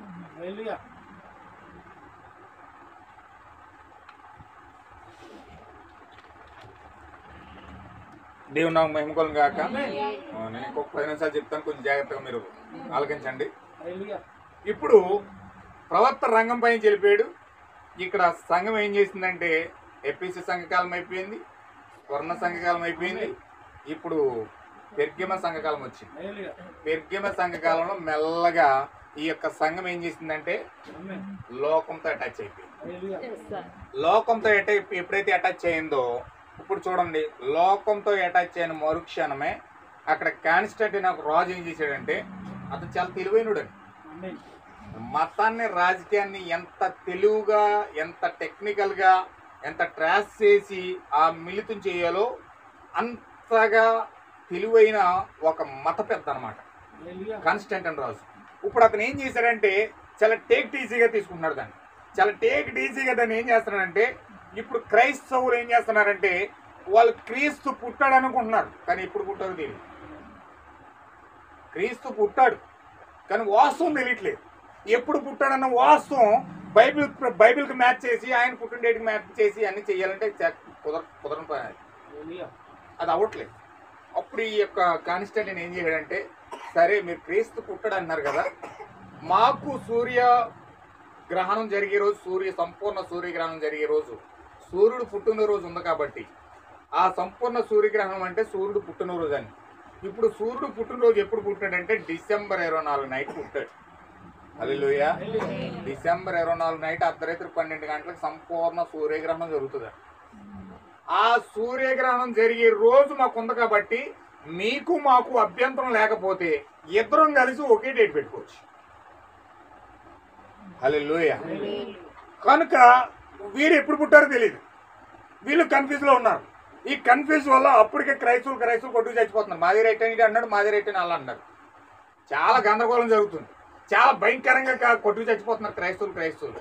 అయితే కాన్స్టంటైన్ రాజు ఏం చేశాడంటే, వీళ్ళిద్దరికి సయోధ్య ఏర్పరచడం కోసం ఆ సూర్యగ్రహణం జరిగే రోజు డిసెంబర్ 24 నైట్ జరుగుతుంది కాబట్టి దానిని మీరు క్రిస్మస్ గా జరుపుకోండి, మేము దాన్ని సూర్యగ్రహణం కింద జరుపుకుంటామని చెప్పి ఆ ఒకటి డేట్ని అది ఫిక్స్ చేయడం జరిగింది. అలాగే వీళ్ళు ఈస్టర్ చేసుకుంటారు. ఈస్టర్ బైబిల్ లేఖనాల ప్రకారం అసలు దేవుడు శ్రమపడి సమాధిలోకి వెళ్ళింది శీతాకాలం. అందుకే యేసుక్రీస్తు ఏం చెప్పాడు, మీ చలికాలం అందైనను శ్రమ రాకుండా చూసుకున్నాను. అంటే శ్రమ అంటే ప్రతిదానికి భూమి మీద ప్రకృతి అంతటికి శ్రమ ఎప్పుడంటే శీతాకాలం. శీతాకాలంలోని చెట్లన్నీ చచ్చిపోతాయి, శీతాకాలంలో చెట్లన్నీ ఆకులు రాలిపోతాయి. అది భయంకరమైన మరణం. చలి అనగా మరణం అండి. మీరు చూడండి, ఏదైనా సరే మీ ఫ్రిడ్జ్, ప్రతి ఇంట్లోని ఫ్రిడ్జ్ లేకుండా లేదు రోజు. ప్రతి ఇంట్లోని ఫ్రిడ్జ్ ఉంటుంది. ఫ్రిడ్జ్లో ఎందుకు పెట్టుకుంటారు? పాడవకుండా పెట్టుకుంటారు. అంటే చచ్చిపోయింది ఎంతకాలం అయినా సరే ఇందులో నిల్వ ఉంటుంది. హల్లెలూయా. మీరు 10 రోజులు తిన్నా కూడా అది చక్కగానే ఉంటుంది. హల్లెలూయా. అయితే జీవంతో ఉండదు. చచ్చిపోయిన మీరు ఐస్లో పెట్టేసి ఐస్ బాక్స్లో పెట్టి మీరు 2 రోజులని ఉంచుకోవచ్చు. అది చచ్చిపోయిన బాడీ ఎలాగ ఉంటుంది కానీ ప్రాణం మాత్రం ఉండదు అందులో. కానీ స్మెల్ రాదు. ఎందుకంటే ఐస్ ఏం చేస్తుంది? స్మెల్ రాకుండా కుళ్ళిపోకుండా చాలా భద్రంగా ఉంచుతారు అన్నమాట. అంటే శీతాకాలం ఆ టైపు. శీతాకాలం ఏంటంటే ప్రపంచాన్ని ఐస్ బాక్స్లో పెట్టేస్తారు. ఇప్పుడు ఐస్ బాక్స్లో చచ్చిపోయిన వ్యక్తి కూడా, జీవం లేని వ్యక్తి కూడా అందులో చక్కగా చలనం లేకుండా అలా పడుంటాడు. అంటే మరణించిన తర్వాత పెట్టేదే ఫ్రిడ్జ్ అనమాట, శీతాకాలం అనమాట. హల్లెలూయా. ఇప్పుడు ప్రతిదానికి మరణం ఎలాగో, హల్లెలూయా, ఇప్పుడు ఆ మరణానికి సాదృశ్యమే శీతాకాలం కాబట్టి శ్రమ కూడా శీతాకాలంలో రాకుండా చూసుకుంటాను చెప్పాడు దేవుడు. అందుకే శీతాకాలంలో సిలువేయబడిన పేతురు మంటకు అవుతున్నాడు. ఎక్కడికి వెళ్ళి? యేసుక్రీస్తుని ఎత్తుకెళ్ళిపోయారు. యేసుక్రీస్తుని ఎత్తుకెళ్ళిపోయిన తర్వాత పేతురేమో వెనకాల ఫాలో అయ్యాడు. వెనకాల ఫాలో అవుతా సరిగ్గా హేరోదు ఇంటికి వెళ్ళిపోయాడు. హేరోదు ఇంటికి వెళ్ళిపోతే అక్కడ ఉన్న వాళ్ళు కొంతమంది ఏం చేస్తున్నారంటే మంట వేసుకుని చలిగా అవుతున్నారు. మంట వేసిన వీళ్ళందరూ చలిగా అవుతున్నారు కానీ పేతురు కూడా వెళ్ళి అక్కడ మంట దగ్గర కూర్చున్నాడు. మంట దగ్గర కూర్చుంటే ఇలా చిన్న పాప వచ్చి, నువ్వు వచ్చావేంటి ఇక్కడికి? నువ్వు కూడా యేసుక్రీస్తు తిరుగున్నాడు కదా అన్నది. వెంటనే పేతురు ఏమన్నాడంటే, అయ్యో నాకు తెలియదు, ఆయన ఎవరు కూడా నాకు తెలియదు అన్నాడు. యేసుక్రీస్తు చెప్పాడు, నేను చనిపోక ముందు నువ్వు 3 సార్లు ముమ్మారు బొంగుతావు అన్నాడు. హల్లెలూయా. అక్కడికి వచ్చి ఎప్పుడైతే ఈ చిన్న పాప అడిగిందో, నేను బొంకలేదు అన్న, నాకు తెలియదు అన్నాడు. హల్లెలూయా. అయితే అక్కడ వాళ్ళందరూ కూడా ఏం జరుగుతుందండి? అక్కడ మంట వేసుకుని తాగుతున్నారు. ఎండాకాలంలో భీకరమైన ఎండకు అతను ఎవడో మంట వేసుకుంటాడండి? ఎప్పుడు వేసుకుంటారు మంట? శీతాకాలం కనుకే మంట వేసుకున్నారు వాళ్ళు. మంట వేసుకుని కాగుతున్నారు. ఆ శీతాకాలం టైంలోనే యేసుక్రీస్తుని హేరోదు దగ్గర తీసుకెళ్ళారు. మన క్రైస్తవ ప్రబుద్ధులందరూ ఎప్పుడు చేస్తారంటే మంచి వేసవకాలంలో చేస్తారు.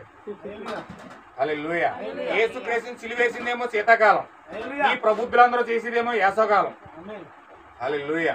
అయితే అక్కడ ఆ యొక్క కార్యాన్ని శీతాకాలం ఎందుకు పెట్టారంటే, ఆ శీతాకాలం ఆ యొక్క ఖచ్చితంగా ఈస్టర్ చేసే కార్యంలోనే చంద్రగ్రహణం జరుగుతుంది. హల్లెలూయా. అంతే, చంద్రగ్రహణం ఇక్కడ మాకు జరుగుతుంది. చంద్రగ్రహణం చేసే రోజునే మీరు ఈస్టర్ పెట్టుకుంటాను వీళ్ళకి చక్కగా అండర్స్టాండింగ్ చేసినప్పుడు ఆ డేట్నే వీళ్ళు ఏం చేశారు? ఈస్టర్ కింద మార్చుకున్నారు. ఓకే, అయిపోయింది. క్రిస్మస్ అయిపోయింది, ఈస్టర్ అయిపోయింది, ఇలా సూర్యగ్రహణం అయిపోయింది, ఇలా చంద్రగ్రహణం అయిపోయింది. హల్లెలూయా. ఇప్పుడు ఏం జరిగిందంటే, ఇప్పుడు క్రైస్తవులకు 40 రోజులు ఉపవాసాలు ఉన్నాయి. 40 రోజులు ఉపవాసాలు చేయాలనుకుంటున్నారు. ఈ 40 రోజులు ఉపవాసాలు చేయాలి కాబట్టి వీళ్ళకి కూడా 40 రోజులు ఉన్నాయి. వీళ్ళకి 40 రోజులు ఏంటంటే, నిమ్రోజు ఎంతమంది చేసుకున్నాడంటే, బాబేల్ టవర్ కట్టినట్టు బబులోన్ కట్టాడు. బాబేల్ టవర్, ఈ బాబేల్ టవర్ కట్టిన వ్యక్తికి 40 మంది భార్యలండి. ఏమన్నా వింటున్నారా? ఇక్కడే ఉన్నారా? లేదా నేనే చెప్పుకుంటూ వెళ్ళిపోతున్నాను, మీకు కొన్ని విషయాలు అర్థమవునమాట. ఇప్పుడు ఈ యొక్క బాబేల్ టవర్ ఎప్పుడైతే కట్టిన వ్యక్తి నిమ్రోజ్ ఉన్నాడో, నిమ్రోజ్కి 40 మంది భార్యలు.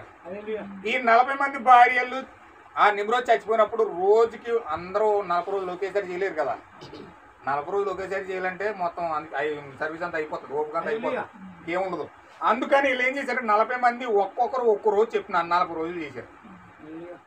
40 రోజులు ఉపవాసం ఉండి అతని కోసం ప్రలాపించారు. చచ్చిపోయిన తర్వాత ఇది వరకే బైబిల్లో క్రమం ఏంటంటే, ప్రలాప దినాలు ఉంటాయి. చచ్చిపోయిన తర్వాత కొన్ని రోజులు ప్రలాప దినాలు ప్రకటిస్తారు. అలాగే ఈ నిమ్రోజ్ చచ్చిపోయిన తర్వాత ప్రలాప దినాలు ప్రకటించి 40 రోజులు వాళ్ళు ఒక్కొక్కరు ఏడ్చి ఆ 40 రోజులు చేశారు. వీళ్ళకి 40 రోజులు ఉండిపోయినాయి. ఇప్పుడు యేసుక్రీస్తు చనిపోయాడు కదా, మరి ఈయన కూడా ప్రలాప దినాలు ప్రకటించాలని చెప్పి ఈ యొక్క ఉపవాస దినాలు అట్టుకెళ్ళి ఆ 40 రోజులు ప్రలాప దినాలు ఈ యొక్క నిమ్రోజు పెట్టేశారు. హల్లెలూయా. వీళ్ళు 40 రోజులు ప్రలాప దినాలు చేస్తా ఉంటే వీళ్ళు ప్రలాపిస్తారు సిలువుకి వెళ్ళే ముందు. యాక్చువల్గా అసలు యేసుక్రీస్తు ప్రలాప దినాలే చేయలేదు. ఎక్కడైనా చేశాడండి? ప్రలాప దినాలే చేయలేదు. ఆయన ఉపవాస ప్రార్థన చేశాడు. ఆ యొక్క అరణ్యంలోకి వెళ్ళి బాప్టిజం పొందిన తర్వాత సాతాను చేత శోధించబడి అరణ్యంలోకి వెళ్ళి ఉపవాస దినాలు చేశాను 40 రోజులు. అది ఇప్పుడు బాప్తిజం పొందిన తర్వాత ఆయన అరణ్యంలోకి వెళ్ళాడు. వీళ్ళు ఈ ప్రభుత్వం ఏం చేస్తారంటే 40 రోజులు ఉపవాస దినాలని చెప్పి 40 రోజులు ప్రలాప దినాలు ప్రకటించి సిలువుకి వెళ్లే ముందు ఆ 40 రోజులు చేసే సిలువు ఎక్కి చంపేస్తారంతే. హల్లెలూయా. ఎంత దౌర్భాగ్యమైన పరిస్థితి చూడండి. ఎందుకు చేస్తున్నారు ఇవంతేనంటే ఈ లవోదిక సంఘకాలంలో ప్రజలు ఎలా ఉన్నారంటే గుడ్డోళ్ళు అయిపోయారు. లవోదిక సంఘకాలం ఏంటంటే గుడ్డుదనం, దౌర్భాగ్యతనం, దిగంబరత్వం భయంకరంగా ఉన్న కాలంలో ఈరోజు ప్రజలు ఉన్నారు. అసలు ఈ 40 రోజులు ఎందుకు చేస్తున్నామో, ఈ క్రిస్మస్ ఎందుకు చేస్తున్నామో, ఈ వేస్ట్ ఎందుకు చేస్తున్నామో ఏమి తెలీదు. దేవుడు పండగ మనం అందరం వెళ్ళి భోజనం చేసేయాలి అంతే. దేవుడు పండుగ మనం అందరం వెళ్ళి పాటెట్టేయాలి అంతే. దేవుడు పండుగ మనం అందరం వెళ్ళి అందరం కలిసేసి విందు చేసుకోవాలంటే మొక్క మందు. హల్లెలూయా. దేవుడు అడ్డంతే, పండక్కి దేవుడు అడ్డంతే. క్రైస్తవ మతమే కాదండి, ఏ మతమైనా అంతే. పండగను ఒక అడ్డు అంతే. ఇక్కడ రికార్డ్ డ్యాన్సులు మామూలే, బ్రేక్ డ్యాన్సులు మామూలే, అన్ని మామూలు, అన్ని భయంకరంగా. అదే ఎంజాయ్గా ఉంది ఇప్పుడు ప్రజలకి, అదే చాలా ఎంజాయ్గా ఉంది, అదే భయంకరంగా ఉంది. చక్కగా ఏది వచ్చినా సరే డ్యాన్సులు, ఉరుకులు, పరుగులు, బ్రేక్ డ్యాన్సులు. హల్లెలూయా. నిజంగా చాలా బాధాకరంగా ఉన్నది. అయితే ఈ యొక్క క్రైస్తవ ప్రజలు, దేవుణ్ణి నమ్మిన ప్రజలు దేవుని వాక్యాన్ని బట్టి నడవడానికి బదులుగా బ్రేక్ డ్యాన్స్లు వేస్తున్నారు, ఇక్కడ సినిమా డ్యాన్స్లు వేస్తున్నారు, ఇక్కడ నాటికలు వేస్తున్నారు. ఇక్కడ దేవుని వాక్యం ఒకటి చెప్తా ఉంటే ఇక్కడ క్రిస్మస్లో నడ్డెట్టుకుని, దేవుడు పండగ నడ్డెట్టుకుని భయంకరమైన నాటకాలన్నీ ఈరోజు ప్రజలు ఆడుతూ ఉన్నారు. హల్లెలూయా. సంసోన్ని దేవుడు ఎందుకు పంపించాడు? సంసోన్ని దేవుడు పంపించిన ప్రణాళిక ఏమిటి అసలు? దేవుని యొక్క ప్రజలను విడిపించడానికి, దేవుని యొక్క ప్రజల కోసం పశ్చాత్తాపడి ప్రార్థన చేయడానికి, దేవుని యొక్క ప్రజల్ని సువార్త చేసి, అమ్మ దేవుని మార్గం ఇది, మీరు తప్పిపోయారు, ప్రభుత్వ మార్గాన్ని విడిచిపెట్టారు, ప్రభుత్వ వర్తమానాన్ని విడిచిపెట్టారు, దేవుని యొక్క వాక్యాన్ని విడిచిపెట్టేశారు, దయచేసి అందులో ఉండకుండా దేవుని యొక్క మార్గంలోకి రండి, మీరు దీవించబడతారు, మీ యొక్క కుటుంబాలు దీవించబడతాయి, మీ యొక్క ఆత్మ రక్షించబడుతుంది అని చెప్పే సాక్ష్యానికి బదులుగా వీళ్ళు వెళ్ళి టీవీల కాడ డ్యాన్సులు వేస్తూ, గొంతులు వేస్తూ, నాటకాలు ఆడుతూ భయంకరంగా పాపంలో ఐక్యమై మిళితమై భయంకరంగా నాటకాలు ఆడుతూ ఉండి భయంకరంగా సంసోను వలె గుడ్డివారైపోయి, దిగంబరులు అయిపోయి, భ్రష్టులు అయిపోయి పాపంలో దొర్లుతూ ఉన్నారు ఈరోజు క్రైస్తవులు. దేవుడు నాకు మహిమ కలుగును గాక. ఎలాంటి వ్యక్తి ఎలా మారిపోయి చూడండి సంసోను. ఎలాంటి సంఘం? అపోస్తులిక సంఘం, ఆది సంఘం. ఈ చివరిక లవోదిక సంఘకాలం వచ్చేవాడు ప్రజలు అలా మారిపోయి చూడండి. హల్లెలూయా. ఎంత బలంగా ఉన్న సంసోను గుడ్డోడైపోయి చిన్న పిల్లోడి చేత నడిపించబడుతున్నాడు. హల్లెలూయా. ఎంత బలంగా ఉన్న సంఘము ఈ రోజు అభిషేకం లేకుండా, పరిశుద్ధాత్మ లేకుండా, ఒక పిలుపు లేకుండా, దేవుని యొక్క చిత్తం లేకుండా ఎవడో వచ్చి ఏదో 4 విషయాలు చెప్పి బైబిల్ అట్లా ఊరేగుతుంటే దాన్ని ఫాలో అవుతూ ఇష్టపడుతున్నారు. కానీ ప్రజలు నిజంగా సత్యాన్ని బట్టి, నిజంగా వాస్తవమైన కార్యాన్ని బట్టి, దేవుని యొక్క చిత్తాన్ని బట్టి పరిశుద్ధాత్మ బాప్తిజం పొందుకుని దేవుని చిత్త ప్రకారంగా నడవడానికి ప్రజలు ఇష్టపడతలేదు. కానీ నా మాటలు అర్థమవుతున్నాయా? ఎంతమందికి అర్థమవుతున్నాయా? ఎలాంటి సంఘం ఎలా మారిపోయింది చూడండి. ఈరోజు సంఘంలో దేవుని యొక్క చిత్తం నెరవేర్చబడలేకపోవడం గల కారణం ఏంటండి? ఈరోజు ప్రజలు నులువెచ్చగా మారిపోవడం గల కారణం ఏంటి? ఈరోజు ప్రజలు గుడ్డువారిగా మారిపోవడం గల కారణం ఏంటి? ఈరోజు ప్రజలు అందులుగా మారిపోవడం గల కారణం ఏంటి? వారికి సమస్యలు వెంటాడుతున్నాయి, అప్పులు వెంటాడుతున్నాయి, భయంకరమైన శోధనలు వెంటాడుతున్నాయి, భయంకరమైన పాపాలు వెంటాడుతున్నాయి, భయంకరమైన రోగాలు వెంటాడుతున్నాయి, భయంకరమైన దయ్యాలు వెంటాడుతున్నాయి, భయంకరమైన కార్యాలన్నింటినీ గురి అవుతూ బానిసలై మేమేమి చేయలేమన్నట్లుగా చేత కానీ ఒక నులివెచ్చని క్రైస్తవుల వలె ఈరోజు క్రైస్తవ్యం మారిపోయింది. హల్లెలూయా. అందుకే ఈరోజు ప్రజలు దెయ్యాలు చెప్పింది అంటున్నారు కానీ దేవుడు చెప్పింది అంటలేదు. దెయ్యాలు చెప్పేదానికి చెవి పెడుతున్నారు కానీ దేవుడు చెప్పిన వాక్యానికి మాత్రం చెవి పెట్టడానికి ఇష్టపడలా. ఒక పరిశుద్ధాత్మ లేని వ్యక్తి, ఒక జీవం లేని వ్యక్తి, ఒక వాక్యం కలిగి లేని వ్యక్తి మాటలు చెప్తుంటే దానికి చెవి పెట్టి, ఏం చెవులండి అయ్యి? తిమోతి అంటున్నాడు, ఏం చెవులు అంటాయి? దురద చెవులట. దురద చెవులు కలవారే సత్యానికి చెవినవక దురద చెవులు కలవారే వారు మార్గం చెడి నడవడానికి ఇష్టపడతా ఉన్నారట. హల్లెలూయా. ఒక దెయ్యం చెప్పే మాటను వింటున్నావంటే నీకు ఏ చెవి ఉంది? ఆత్మ సంబంధమైన చెవి ఉన్నదా, లేకపోతే దురద చెవి నీకు ఉన్నదా? ఏ చెవితో నువ్వు వింటున్నావు వాక్యం?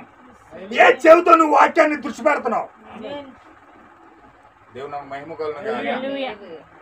ఖచ్చితంగా వాక్యం మీద దృష్టి పెట్టి వాక్యం మీద కార్యం పెట్టి దేవుని యొక్క చిత్తం ప్రకారంగా అక్కడ పెడితే దేవుడు కార్యం ఎందుకు చేయడండి? దేవుడు ఎందుకు కార్యం చేయడు? అబ్రహాం యొక్క భార్య మృతతుల్యమైపోయింది, గర్భస్రావం ఉడికిపోయింది, నెలసరి ఆగిపోయింది, బిడ్డల కంటే చచ్చిపోయే స్థితిలో ఉందామె. భయంకరమైన పరిస్థితుల్లో ముసలాడి వంగిపోయినట్టు ఉంది అక్కడ.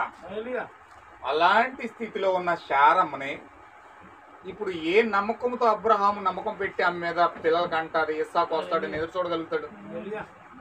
ఎవరు వింటున్నారా? ఏ నమ్మకాన్ని బట్టి అబ్రహాము శారా విషయంలో అతను ఫలితాన్ని ఆశిస్తాడు? నాకు చెప్పాలి మీరు. హల్లెలూయా. వాక్యం వినడానికి విన్నప్పుడు చాలా అద్భుతంగా ఉంటది, కానీ చేసేటప్పుడు మాత్రం చాలా కష్టంగా ఉంటుంది. అనుభవించేటప్పుడు చాలా బాధాకరంగా ఉంటుంది. దేవుని మహిమ కలుగును గాక. అబ్రహాము శారాలో నుంచి కుమారుణ్ణి ఆశించడానికి ఏమైనా అక్కడ మార్గం ఉన్నదా? చెప్పండి ఒకసారి నాకు. ఏమైనా అబ్రహాము శారాలో నుంచి ఫలితం ఆశించడానికి ఏదైనా మార్గం ఉందా? పిల్లల కంటే చచ్చిపోతాము, మృతతుల్యం అయిపోయింది, ఇంకా ఆమెకి ఏ మాత్రం కూడా ఆధారం లేదు. హల్లెలూయా. అయినను అబ్రహాము శారా మీద దృష్టి పెట్టలేదు. అబ్రహాము శారా మీద దృష్టి పెట్టలేదు. ఆమె మృతతుల్యం అయిపోయిన గర్భం మీద దృష్టి పెట్టలేదు. ఆమె భయంకరమైన కార్యాలు కూడా వెళ్తూ ఉన్నప్పుడు, ఆమె ముసలు అయిపోయినప్పుడు, ఆమె చర్మం ఉడికిపోయినప్పుడు, ఆమె చర్మం ముడతలు పడిపోయినప్పుడు ఆమె మీద అబ్రహాం దృష్టి పెట్టలేదు. హల్లెలూయా. ఒకవేళ అబ్రహాం కనుక శారా మీద దృష్టి పెడితే ఈ రోజు మనం అబ్రహాం కోసం చెప్పుకోవాల్సిన పని లేదు.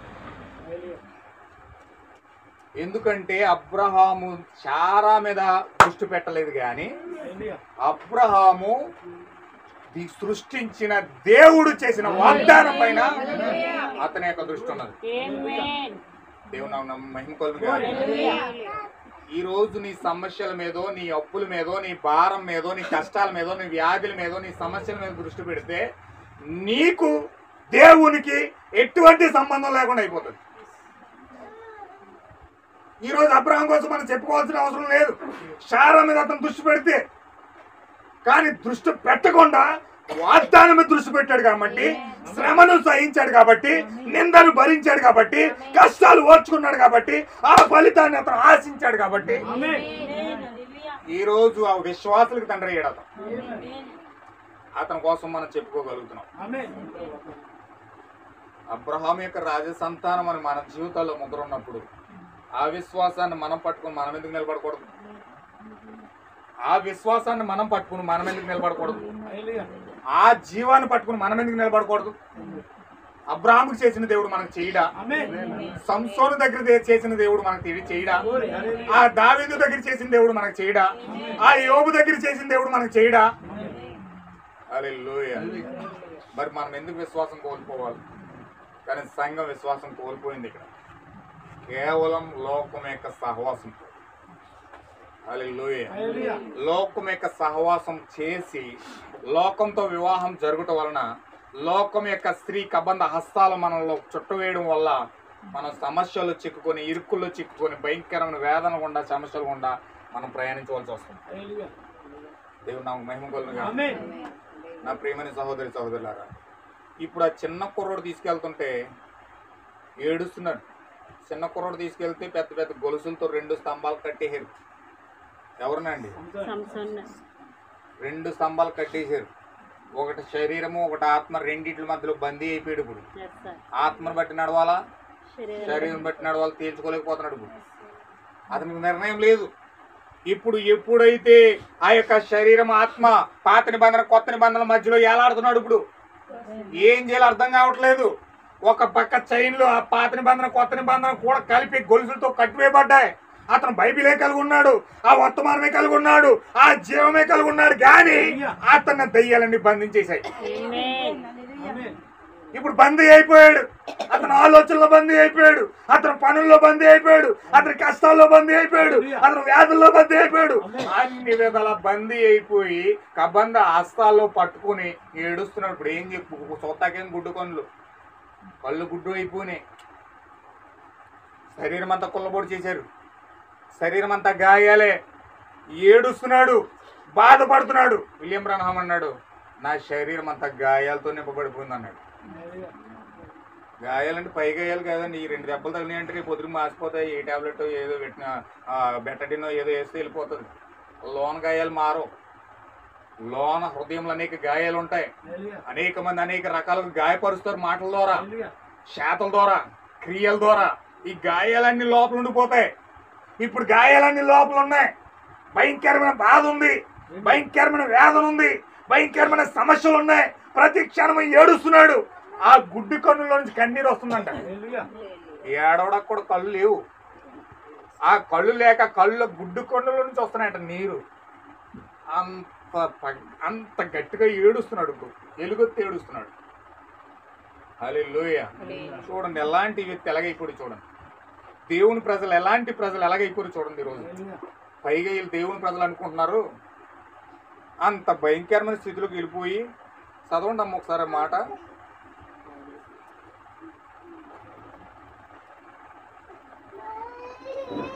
చివరిగా నేను చెప్పి ముగిస్తాను. ప్రకటన గ్రంథం 3:14, 15, 16 వచ్చిన. నీవు వెచ్చగానైనను చల్లగానైనా ఉండక నులివెచ్చగా ఉన్నావు గనుక నేను నిన్ను నా నోట నుండి ఉమ్మునెయ్య ఉద్దేశించుచున్నా. నీవు దౌర్భాగ్యుడవు, దిక్కుమాలిన వాడవు, దరిద్రుడవు, గుడ్డివాడవు, దిగంబరువై ఉన్నావని ఎరుగక అన్ని ఉన్నాయని తెలియక నేను ధనవంతుడను. వీళ్ళు అనుకుంటున్నారు నాకు ధనం ఉంది, ధనవృద్ధి చేసుకుని ఉన్నాను, నాకేమీ కొదువ లేదని చెప్పుకొనుచున్నావు. నీవు ధనవృద్ధి చేసుకున్నట్లు అగ్నిలో పుటము వేయబడిన బంగారమును నీ దిశమెల్లా సిగ్గు కనబడకుండానట్లు ధరించుకొనుటకు తెల్లని వస్త్రమును నీకు దృష్టి కలిగినట్లు నీ కనులకు కాటుకను నా యొద్ద కొనమని నీకు బుద్ధి చెప్పుచున్నాను. కాటుకైన దగ్గర ఉంది, నేను ప్రేమించు దగ్గర ఉన్నాయి, దృష్టి కలగడానికి ఒక కాటుక అయిన దగ్గర ఉంది, వస్త్రాలు అయిన దగ్గర ఉన్నాయి. నా దగ్గర కొనమని చెప్తున్నాడు.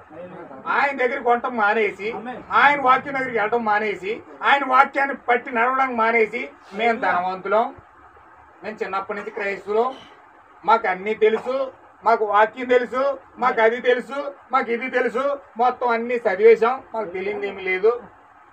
హల్లెలూయా. మొత్తం సమస్తం మేము కలిగి ఉన్నామని చెప్తున్నాడు. హల్లెలూయా. ఎంతమందికి అర్థమవుతుందన్నమాట? అన్ని తెలుసు అన్నాడంటే ప్రవర్తన అన్నాడు, అసలు అతనికి ఏం తెలియదు అన్నాడు. హల్లెలూయా. అయితే ఈ సంఘం ఏమంటుందంటే, నవీన లవోదికే సంఘము, పెంతుకొస్తు సంఘము, మాకు అన్ని కలిగి ఉన్నాం అనుకుంటున్నారు, మేము అన్ని పొందుకున్నాం అనుకుంటున్నారు, మేమన్ని కలిగి ఉన్నామని ఆశించి దేవుని దగ్గర దౌర్భాగ్య స్థితిలో ఉన్నారని తెలియక, దిగంబరత్వంతో ఉన్నారని తెలియక, దౌర్భాగ్యతనంతో ఉన్నారని తెలియక, వీళ్ళు కాటుకు కొనడానికి బదులుగా, వాక్యాన్ని కొనడానికి బదులుగా వీరు సొంత ఆలోచన, సొంత బోధలు కలిగి ఈరోజు పెంతుకొస్తు సంఘం వెళ్ళిపోతా ఉంది. 45,000 రకాల సంఘాలు దాన్ని వెనక వెళ్ళిపోతున్నాయి. హల్లెలూయా.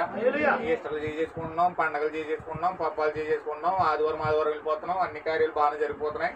దేవుడిని మేము నమ్ముకున్నాం, మేము అన్ని కార్యాలు కూడా కలిగి ఉన్నాం.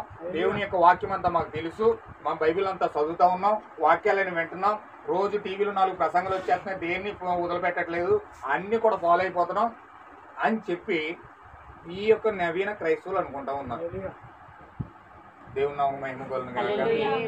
అయితే ఎప్పుడైతే ఈ యొక్క సంసోను అలాంటి స్థితిలో పడి గుడ్డోడైపోయి భయంకరమైన స్థితిలో ఉన్నప్పుడు అప్పుడు గుర్తొచ్చాడండి దేవుడు. హల్లెలూయా. ఖచ్చితంగా నా ప్రియమైన సహోదరులారా, మీరు సమస్యను, వాక్యాన్ని విడిచిపెట్టి సమస్యను కొని తెచ్చుకోకండి. లోకంలో శాస్త్రం ఉంటుంది కదా, ఏదో చేతులు కాలాక కుదరదప్పుడు కాలేవలసినవన్నీ.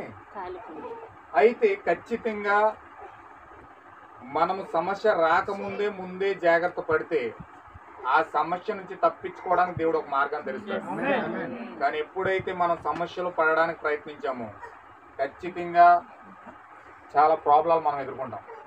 ఈ యొక్క సంస్థను ప్రాబ్లం అంతా తెచ్చుకుని మీద వేసుకుని గుడ్డోడైపోయి ఏడవడం మొదలెట్టాడు. పశ్చాత్తాపడుతున్నాడు, చాలా ఏడుస్తున్నాడండి, చాలా బాధపడుతున్నాడు. దిక్కుమాల స్థితిలోకి వెళ్ళిపోయాడు. ఇప్పుడు తండ్రి అని పిలిస్తే తండ్రి కూడా పలకడు. ఇప్పుడు హల్లెలూయా. ప్రవక్త, ఈ కాలం యొక్క ప్రవక్త చెప్తున్నాడండి, 14 సంవత్సరాల వయసులో ఒక ఆయన అతన్ని పెస్టిలిచ్చిన కాల్చేసాడు. పెస్టిలిచ్చిన కాల్ చేస్తే మొత్తం ఇదంతా చీలిపోయి మొత్తం అంతా కూడా మొత్తం తుర్తి నీళ్ళ కింద అయిపోయింది, పీసుల కింద అయిపోయింది అన్నమాట. చచ్చిపోయాడు. డెడ్ బాడీ మంచం మీద పడుకోబెట్టారు. 14వ సంవత్సరంలో డెడ్ బాడీ మంచం మీద ఉంది. మంచం మీద చచ్చిపోయాడు. ఇప్పుడు అతని ఆత్మ బయటకు వచ్చేసింది. అతని ఆత్మ బయటకు వచ్చేసి పాతాళం యొక్క బిలామో పడిపోతుందంట. పాతాళం ఎలా ఉంటుందండి? మట్టులోని బిలం. పాతాళం ఎలా ఉంటుందండి? మట్టులోని బిలం. అంటే ఒక 100 అంతస్తుల నుంచి కింద పడుతుంటే ఎలా ఉంటుందో, ఒక వ్యక్తి ఎంత వేగంగా పడతాడో అలాగే పడిపోతున్నాడు అనమాట. కిందే మట్టు లేదు, కింద మట్టు లేదు, పడిపోతూనే ఉన్నాడు. పడుతుండగా అమ్మ అన్నాడు, అమ్మ లేదు అక్కడ. నాన్న అన్నాడు, నాన్న లేడు అక్కడ. చాలా మందిని పిలిచాడు, ఎవరు లేరు అక్కడ. లాస్ట్ గా దేవుడు గుర్తొచ్చాడు. తండ్రి అన్నాడు, ప్రభువా అన్నాడు, ప్రభు కూడా లేడు అక్కడ. హల్లెలూయా. పాతాళం అంటే అంత భయంకరంగా ఉంటది. అతను కొంత దూరం అలా పడిగేటప్పటికి అతనికి ఒక గోస వినపడుతుంది. అతను గోస ఎలా వినపడుతుందంటే ప్రవక్త దాన్ని చూపెడుతున్నాడు అన్నమాట. అతని గోస ఎలాగొస్తుందంటే చచ్చిపోయిన ఆత్మల అగ్నిలో కాలుతూ అలాంటి గోస వస్తుంది. అలాంటి గోస వింటున్నాడు అతను. ఆ చుట్టూ భయంకరమైన ఆత్మలు చూడగా ప్రేతాత్మలు అవన్నీ కూడా వెంటాడుతుంటే ఇతనికి ఒక రకమైన భయకంపితమైన వాతావరణంలో వెళ్ళిపోయాడు. హల్లెలూయా. అప్పుడు ఆ యొక్క పడిపోతూ ప్రార్థన చేస్తున్నాడు. ఎలాంటి ప్రార్థన చేస్తున్నాడు అంటే 14వ సంవత్సరంలో జరిగింది ఇది. ఎలాంటి ప్రార్థన చేస్తున్నాడంటే, ప్రభువా నీవు గనక నన్ను గనక బ్రతికించి మరలా గనక నాకు ఆయుష్ ఇచ్చి భూమి మీదకి కనుక నువ్వు పంపిస్తే నాకే సమస్య ఉన్నా నేను పట్టించుకోను గాని, నాకు ఏ వ్యాధులు వచ్చినా నేను పట్టించుకోను గాని, ఎటువంటి మరణకర స్థితిలోకి వెళ్ళిపోయినా గాని నేను పట్టించుకోను గాని, ఒకవేళ నీవు గనక నాకు ఒక అవకాశం ఇస్తే నేను ప్రతి సందులో నిలబడి, ప్రతి బిల్డింగ్ పైన నిలబడి, ప్రతి చీకట్లోనే నిలబడి, ప్రతి ఒక్క ఇంటికి వెళ్ళి నేను ఇటువంటి ఒక నరకం ఉన్నది, ఇటువంటి భయంకరమైన ప్రాంతం ఒకటి ఉన్నది, ఎవరైనా సరే ఖచ్చితంగా మీ ప్రాణాలు అందులో పడకుండా చూసుకోండి అని నేను సువార్త చేస్తాను. ఆత్మల కొరకు పాటుపడతాను. ఆత్మల సంపాదన అయిన ద్వేయం ఒక్క అవకాశం నాకు ఇస్తే ప్రభువా అని అక్కడ పడిపోతూ ప్రార్థన చేస్తున్నాడు. ఆ ప్రార్థన చేస్తూ దేవుడికి ఒకే ఒక ఇష్టపూర్వకమైన పరిపూర్ణమైన దేవుని ఇష్టం ఏంటో తెలుసండి? సువార్త చేయడం, ఒక పడిపోయిన ఆత్మను రక్షించడం. పరలోకం అంతా సంతోషించే కార్యం అది. పరలోకం అంతా సంతోషించడం అంటే నేరుగా దేవుడే సంతోషించే కార్యం. అన్ని ఇష్టాలు అతి భయంకరమైన ఇష్టం ఏంటంటే సువార్త. దేవుడికి అతి బాగా ఇష్టమైన కార్యం ఏదంటే సువార్త చేయడం. అందుకే సాతాను కూడా టార్గెట్ ఎక్కడ పెట్టాడని సువార్త చేసుకుని కొడతాడు. ఎవరిని కొట్టడండి, ఎక్కడ పెడతాడంటే నిజంగా అభిషేకం కలిగి ఎవరైతే సువార్త చేస్తున్నారో వాళ్ళ మీద పెడతాడు టార్గెట్. హల్లెలూయా. వాళ్ళని ఎలా పాడు చేయాలా, వీళ్ళని ఎలా నాశనం చేయాలా, ఎలాగా ఇబ్బంది పెట్టాలా, ఎలా దారి తొలగించాలా, వాడు నిరంతరం కూడా వాళ్ళ టార్గెట్ అంతా కూడా వాళ్ళ మీద పెడతాడు. హల్లెలూయా. ఎంతమందికి అర్థమవుతుందండి? ప్రవక్త ఎప్పుడైతే ఒక కోరిక కోరాడో, ప్రభువా నీ ఆత్మల కోసం నేను బ్రతుకుతానని ఎప్పుడైతే అతను ప్రామిస్ చేశాడో, మరుక్షణమే అతని ఆత్మ ఆ శరీరంలో ఉంది. అతని యొక్క ఆత్మ ఆ శరీరంలో ఉంది, మెదులుతుంది ఇలాగా. ఆ డాక్టర్ వెంటనే ఆ యొక్క కంప్యూటర్ మీద వెంటనే ఆ యొక్క శ్వాస ఆడడం చూశాడు. ఎప్పుడైతే చూశాడు వెంటనే ఇతను బ్రతికాడని చెప్పేసి అతను వైద్య పరికరాలు అందించడం మొదలుపెట్టాడు. ప్రవర్తన బతికించింది ఎందుకో తెలుసండి, అతను ఒక వాగ్దానం చేశాడు, నేను సువార్త కొరకు ప్రతి ఆత్మను రక్షించడానికి పాటుపడతాను. హల్లెలూయా. అందుకే ఎన్ని కష్టాలు వచ్చినా కానీ సువార్త చేయడం వెనకడుగు లేదండి. ఎన్ని శ్రమలు వచ్చినా తింటానికి తిండి గింజలు లేవండి. ఆయనకి తింటానికి తిండి గింజలు లేవండి. మనకి ఇంత ఇల్లు ఉంది, చక్కగా అన్ని సౌకర్యాలు ఉన్నాయి, ఆయన తిండి గింజలు లేవండి. గంజి అన్నం తాగిపోడు ఆయన, గంజి తాగిపోడునే. జొన్న పొత్తు గింజలు తినేసి ఆకలి తట్టుకోలేక జొన్న పొత్తుల గింజలు తినేసి ఆగిపోయాడు.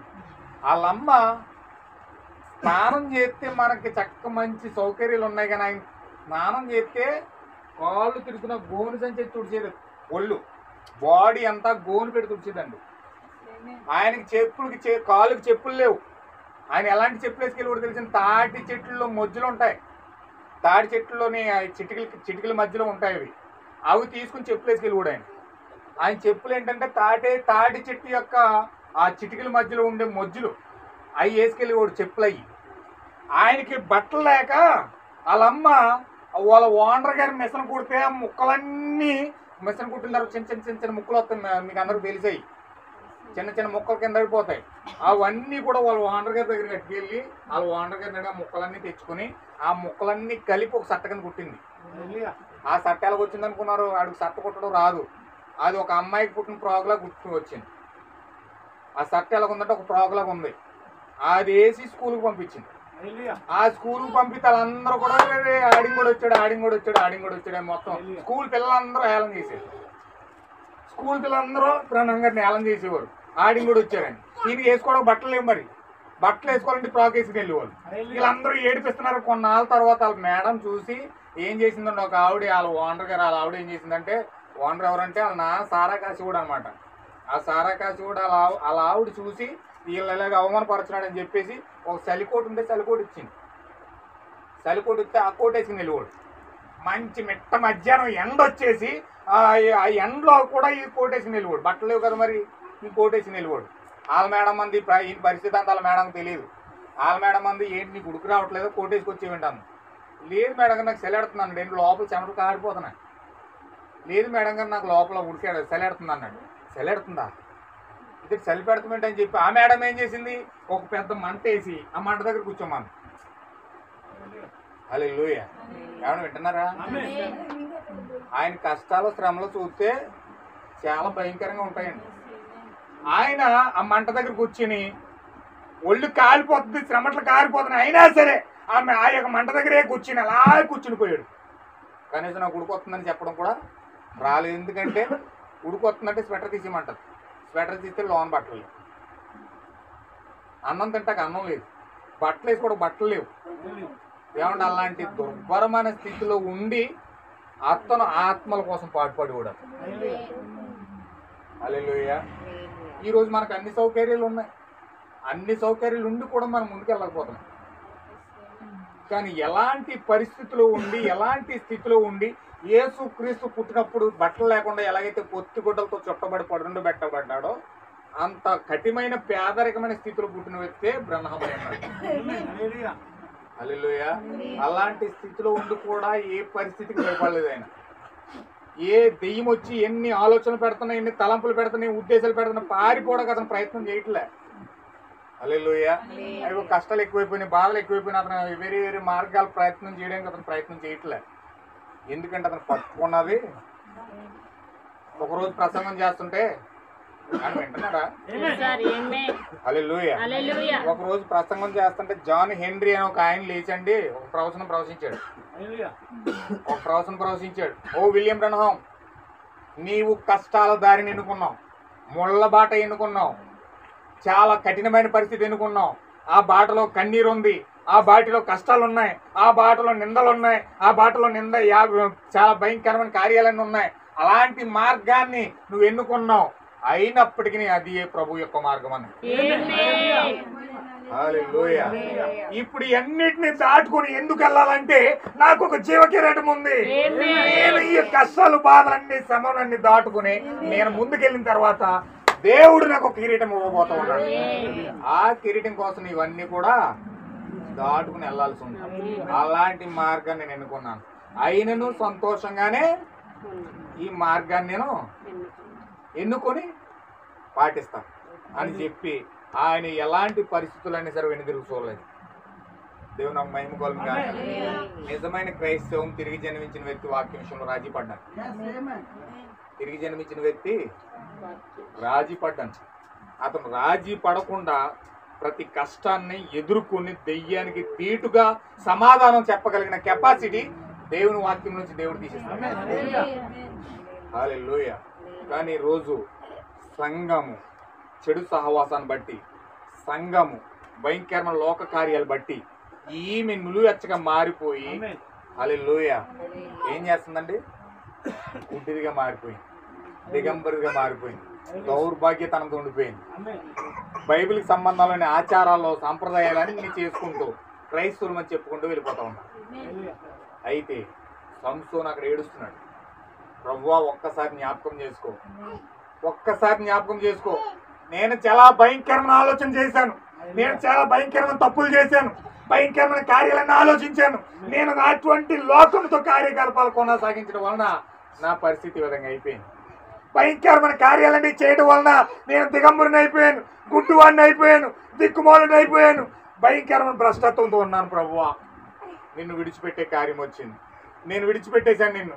చాలా పెద్ద తప్పు చేశాను, చాలా పెద్ద పాపం చేశాను, నన్ను క్షమించు ప్రభువా, నన్ను క్షమించు ప్రభు అని ఒక్కసారి వన్స్ మోర్ లార్డ్ హల్లెలూయా ఏడవడం మొదలు పెట్టాడు. ఎప్పుడైతే ఏడుస్తూ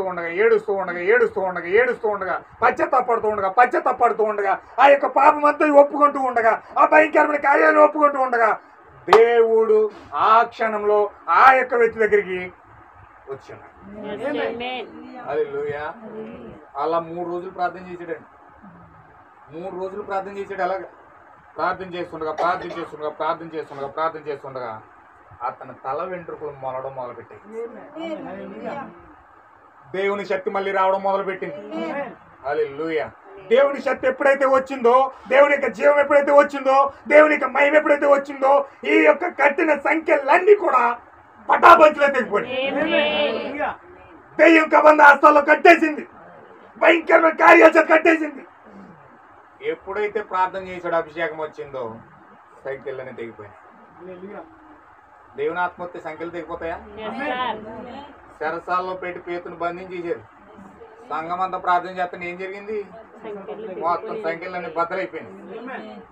ఎప్పుడైతే ఆ వ్యక్తి ప్రార్థన చేయడం మొదలు పెట్టాడో, సంఘం అతను వ్యక్తిగతంగా ఎప్పుడైతే ప్రార్థన చేయడం మొదలు పెట్టాడో, ఆ ప్రార్థన వన్స్ మోర్ లార్డ్ ఒక్కసారి జ్ఞాపకం చేసుకో ప్రభు అని ప్రార్థన చేస్తూ ఉండగా సంఖ్యలన్నీ తెగిపోయింది. మళ్ళీ బలం వచ్చేసింది, మళ్ళీ శక్తి వచ్చేసింది, మళ్ళీ అన్ని దేవుని యొక్క ఆత్మ పొందుకున్నాడు. ఎప్పుడైతే పాత నిబంధన కొత్త నిబంధన పట్టుకున్నాడో, ఆ పట్టుకున్న ఆ 2 శక్తుల్లో నుంచి శక్తి వచ్చి ఎప్పుడైతే ఆ యొక్క దగ్గరగా తీసుకున్నాడో, ఆ శక్తిని అంతా దగ్గరగా తీసుకున్నాడో, 2 స్తంభాలు పెల్ మెరిగిపోయినాయి. ఆ మందిరం అంతా కూడా ఆ 2 స్తంభాల మీద అనుకున్నాం. హల్లెలూయా. నీ దేవాలయం అంతా కూడా, నీ శరీరం అంతా కూడా 2 స్తంభాల మీద ఆధారపడి ఉంది. వింటున్నారా?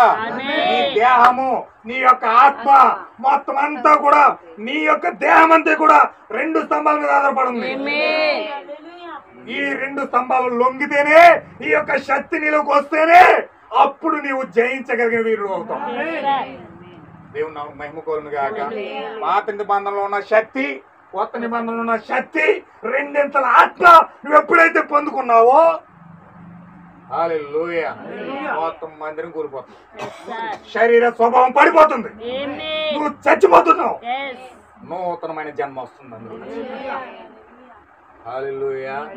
కొత్తగా జన్మిస్తున్నావు. అప్పుడు తిరిగి జన్మిస్తున్నప్పుడు పరిశుద్ధాత్మ బాప్తిజం పొందుకున్నప్పుడు నిత్య జీవిగా పరలోకపు జీవిగా మారిపోతున్నావు. హల్లెలూయా. ఖచ్చితంగా ఆ శక్తి మనం పొందుకోవాలంటే 2 గ్రంథాలను మనం పట్టుకోవాలి. పాత నిబంధన ప్రవక్తలు వేసిన పునాది, కొత్త నిబంధనలు వేసిన 12 మంది అపోస్తులు వేసిన పునాది పైన మనం కట్టబడినప్పుడు ఆ యొక్క కట్టబడ పైన తలరాయిగా దేవుడు పరిశుద్ధాత్మ దిగి వచ్చి ఆ మానవ స్వరూపాన్ని అభిషేకించి ఒక పరిశుద్ధాత్మ పూర్ణుడిగా దేవుడిని చేస్తాడు. కానీ దెయ్యం ఏం చేస్తుందంటే ఈ పరిపూర్ణత మనం పొందుకోకుండా ఈ చివరి గడియల్లో అటు ఇటు చెదిరిపోవడానికి, మన ఆలోచనలన్నీ మొత్తం వైకంపితంగా మార్చడానికి సంసోను ఎలాగైతే దారి తప్పించి గుడ్డివాడిగా చేసి పారేసిందో ఈరోజు విశ్వాసుల మీద సాతాను టార్గెట్ పెట్టించాడు. విశ్వాసుల మీద కూడా సాతాను టార్గెట్ పెట్టించాడండి. అలాగే పాడు చేస్తున్నాడు, అలాగే ఇబ్బంది పెడుతున్నాడు, అలాగే దూరపరుస్తున్నాడు, అలాగే వాక్యం దగ్గరికి రాకుండా దేవుని యొక్క శక్తిని పొందుకోకుండా ఒక పరిపూర్ణమైన వ్యక్తిగా అతను మారకుండా పూర్తిగా దేవుని దూరం చేయడానికి సాతాను గర్జించు సింహం వలె ఎలా తిరుగుతున్నాడండి. ఏదో చిన్న చేతని కర్ర బుట్ట అట్టుకుని ఏదో చిన్న నడక నరకట్లేదాడు. ఎలా నడుస్తున్నాడండి? గర్జించి సింహం వల్ల తిరుగుతున్నాడు. మరి అంత వేగంగా సింహం వల్ల గర్జించి సింహం వల్ల సాతాను వస్తున్నప్పుడు ఈ చివరి గడియల్లో మనం ఏ విధంగా సిద్ధపడాలండి? ఏ విధంగా సిద్ధపడాలి? అయితే ఈరోజు సంఘం అటువంటి స్థితిలోకి వెళ్ళిపోయింది. గుడ్డితనంతో వెళ్ళిపోయింది, దౌర్భాగ్యతనంలో వెళ్ళిపోయింది, దిక్కుమాలతనంలో వెళ్ళిపోయింది. అయితే సంఘం ఎప్పుడైతే మోకరించి మేము తప్పిపోయాం ప్రభువా, మేము తప్పుడు నిర్ణయం తీసుకున్నాం ప్రభువా, మేము పెంతుకోస్తులో ఉండి సంఘ శాఖల్లో ఉండి భయంకరమైన కార్యాలు గుండా ఉండి మేము మా యొక్క ఆలోచనలను పాడు చేసుకుని వాక్యంతో నడవకుండా, వాక్యంతో జీవించకుండా, మా స్థితిగతులన్నీ వాక్యం పైన ఆధారం వేసుకోకుండా మా ఇష్టానుసారంగా నడిచాం ప్రభువా అని ఎప్పుడైతే నువ్వు ప్రార్థించి మోకరించి పశ్చాత్తాపడతావో నీకు ప్రభు అయిన యేసు క్రీస్తు ద్వారా పంపించిన ప్రవక్త విలియం మ్యారియన్ బ్రన్హామ్ అనే వ్యక్తి ప్రత్యక్షమవుతాడు. హల్లెలూయా. దేవుని దూత అభిషేకం ఎప్పుడైతే ఆ యొక్క వ్యక్తి మీదకి వచ్చిందో మరలా వెంట్రుకలు మొలడం మొదలు. ఏంటి వెంట్రుకలు? ఆ వ్యక్తి మరలా పునరుద్ధరించబడతాడు. వర్తమానం ఎప్పుడైతే అతని హృదయంలోకి వెళ్ళిందో, అభిషేకం ఎప్పుడైతే అతని హృదయంలోకి వెళ్ళిందో, ఇప్పుడు అతను ఏం చేస్తున్నాడండి? మరలా పునరుద్ధరించబడుతున్నాడు, మరలా రిస్టోర్ అవుతున్నాడు.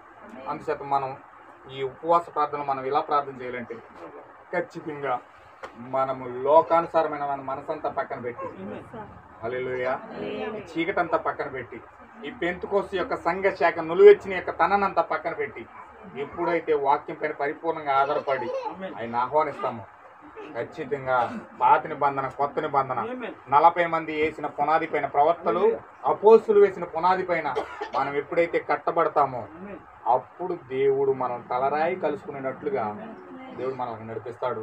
పరిపూర్ణమైన మానవ స్వరూపం పొందుకొని తిరిగి జన్మించిన ఒక అద్భుతముగా మనం మారబోతాం. దేవుడు ఖచ్చితంగా ఈ వాక్యాన్ని దీవించును గాక. ఖచ్చితంగా అలాంటి స్థితిలో మనం వెళ్ళాలంటే, ఆ తలరాయిని కలుసుకోవాలంటే ఖచ్చితంగా మనం మానవ స్వరూపంలోకి వెళ్ళాలి. ఆ యొక్క అపోస్తులు ప్రవక్తలు వేసిన పునాది పైన మనం కట్టబడాలి. వాక్యం మన జీవితంలో తీసుకోవాలి. ఖచ్చితంగా మనము దెయ్యము ఆ యొక్క భయంకరమైన తంత్రాల చేత వాడబడుతున్న తంత్రాలకు మనం దూరంగా ఉండి ఖచ్చితంగా వాక్యం పైన ఆధారపడదాం. దేవుడి వాక్యం దీవించును గాక. అందరూ లేచి నిలబడదాం, చిన్న ప్రార్థన చేసుకుందాం. అందరూ ఒక్కొక్కరిగా ప్రార్థన చేస్తారా లేకపోతే ఎట్లా అండి?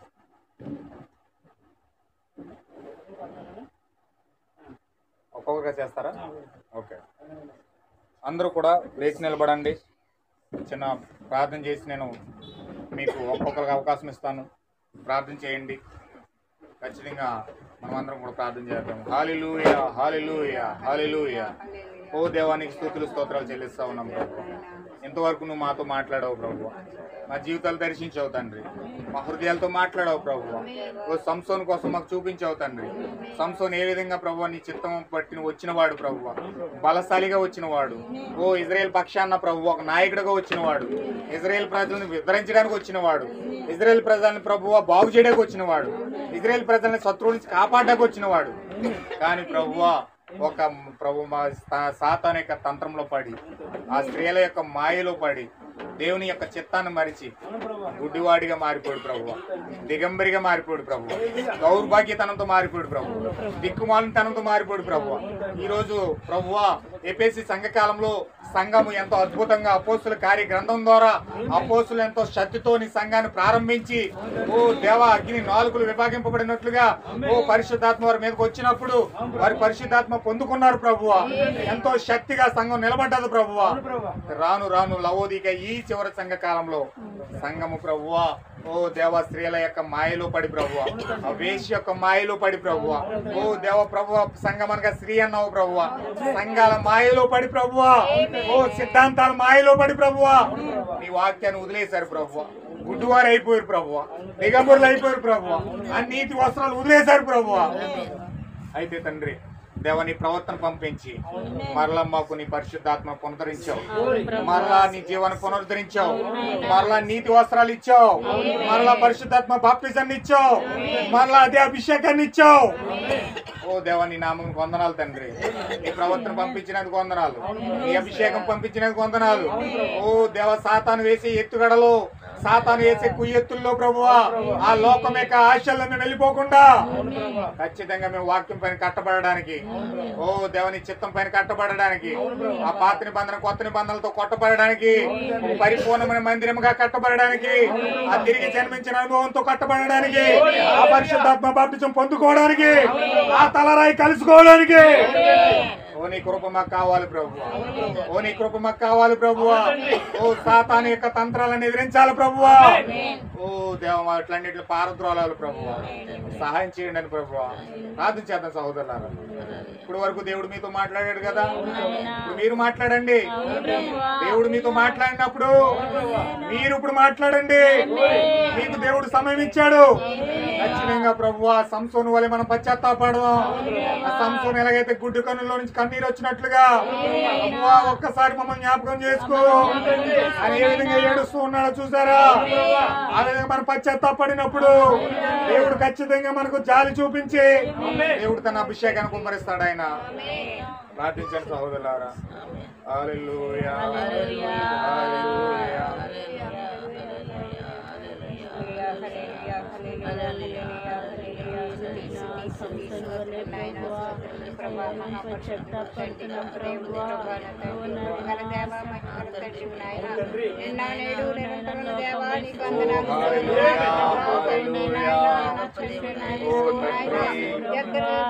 ఎక్కడైతే నా నామాన్ని ప్రేమిస్తారు వారి మధ్య ఉంటానన్నావు తండ్రి. సంసోను వలె దౌర్భాగ్యతనం తేలిపోయాం ప్రభువా. సంసోను వలె దిగంబరిగా మారిపోయాం ప్రభువా. సంసోను వలె గుడ్డివాడిగా మారిపోయాం ప్రభువా. ఓ నీ ప్రశస్తమైన కృప నీ ప్రవర్తన ద్వారా మాకు పంపించావు తండ్రి. మరలా అభిషేకం ఇచ్చావు ప్రభువా. మరలా నూతన పరిచావు తండ్రి. మరలా పరిశుద్ధాత్మ బాప్తిజం ఇచ్చావు ప్రభువా. ఓ ఆ కొత్త నిబంధన పాత నిబంధన అభిషేకం మరలా కుమ్మరించావు తండ్రి. ఓ మా గుడారంలో ప్రభువా ఓ బాగుపడాలంటే, ఓ ఆ శక్తి మరలా రావాలంటే, మేము మరలా నూతన పరచబడాలంటే ప్రభువా అభిషేకం కావాలి ప్రభువా. ఆ సంసారికి అభిషేకం ఇచ్చిన వాడా మాకు అభిషేకం ఇవ్వండి ప్రభువా. మాకు ధైర్యం ఇవ్వండి ప్రభువా. ఆ దయ్యమును ఓడించడానికి, ఆ దయ్యమును ఓడించడానికి మాకు శక్తి కావాలి.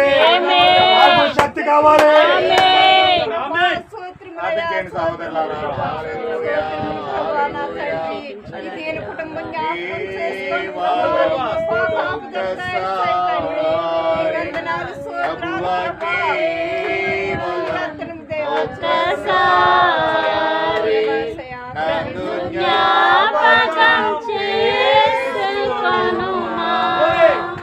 నన్ను అంగీకరించుమా, నన్ను జ్ఞాపకం చేసుకొనుమా, నన్ను అంగీకరించుమా. కేవలం ఒక్కసారి ప్రభువా, కేవలం మరొకసారి నన్ను జ్ఞాపకం చే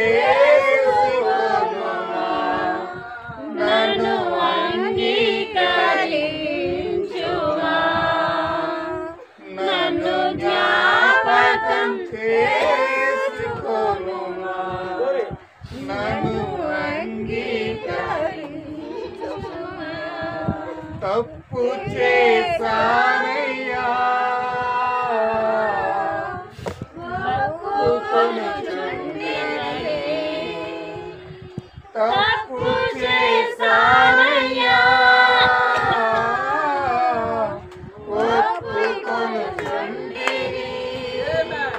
మునుపటి శాంతిని మరలాయిము మునుపటి శాంతిని మరలాయిము ఈ మత శాఖ కోటను నే కూల్చేదన్ విశ్వాస వీరునిగా నిలిచేదన్ కేవలం ఒక్కసారి ప్రభువా కేవలం మరొకసారి నన్ను జ్ఞాపకం చేసుకొనుమా నన్ను అంగీకరించుమా నన్ను జ్ఞాపకం చేసుకొనుమా నన్ను అంగీకరించుమా బందీనయ్యా శత్రువుల చేతిలో బందీనయ్యా శత్రువుల చేతిలో పట్టబడి